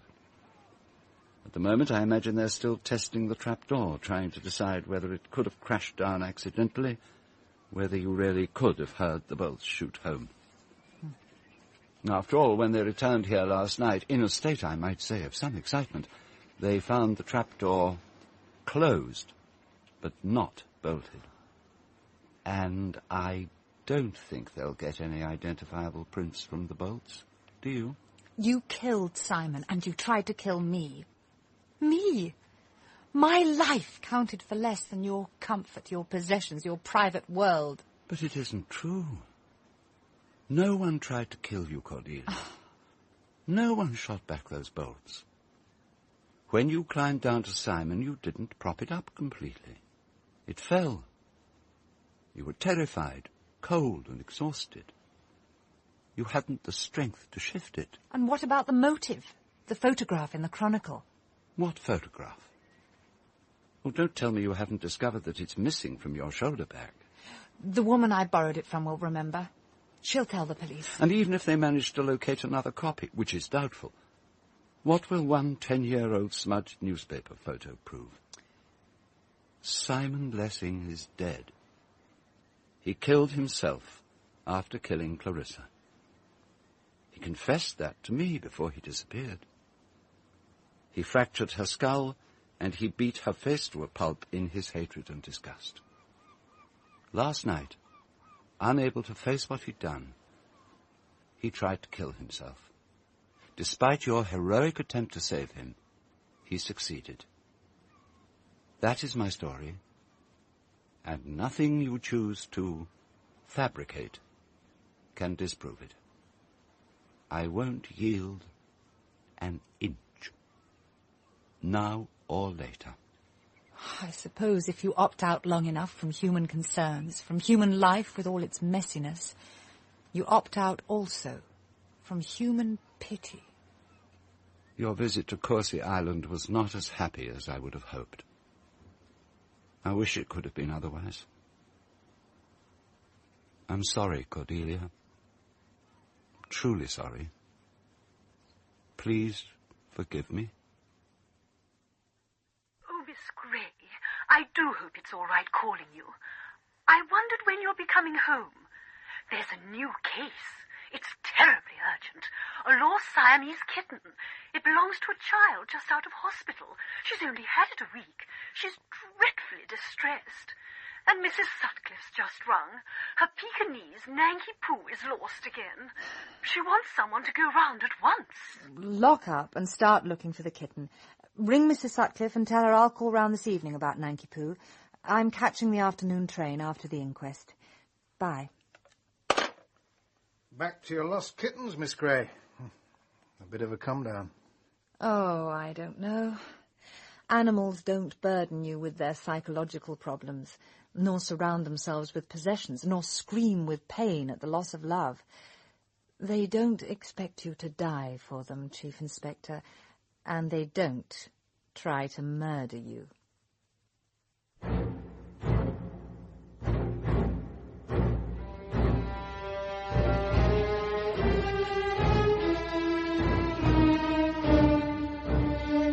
In The Skull Beneath the Skin by P.D. James, dramatised by Neville Teller, Greta Scacchi played Cordelia, John Moffatt, Ambrose, Norman Rodway, Whittingham, Richard Vernon, General Ralston, Patricia Garwood, Roma, Richard Pierce, Simon, Geoffrey Whitehead, Inspector Grogan, Avril Clark, Tolly, Richard Tate, Munter, Anna Cropper, Mrs. Munter, David Googe, Sergeant Buckley, Brian Miller, Beswick, John Warner, Hasking, Joan Matheson, Lucy Costello, and Marcia King, Miss Maudsley. The Skull Beneath the Skin was directed by Matthew Walters,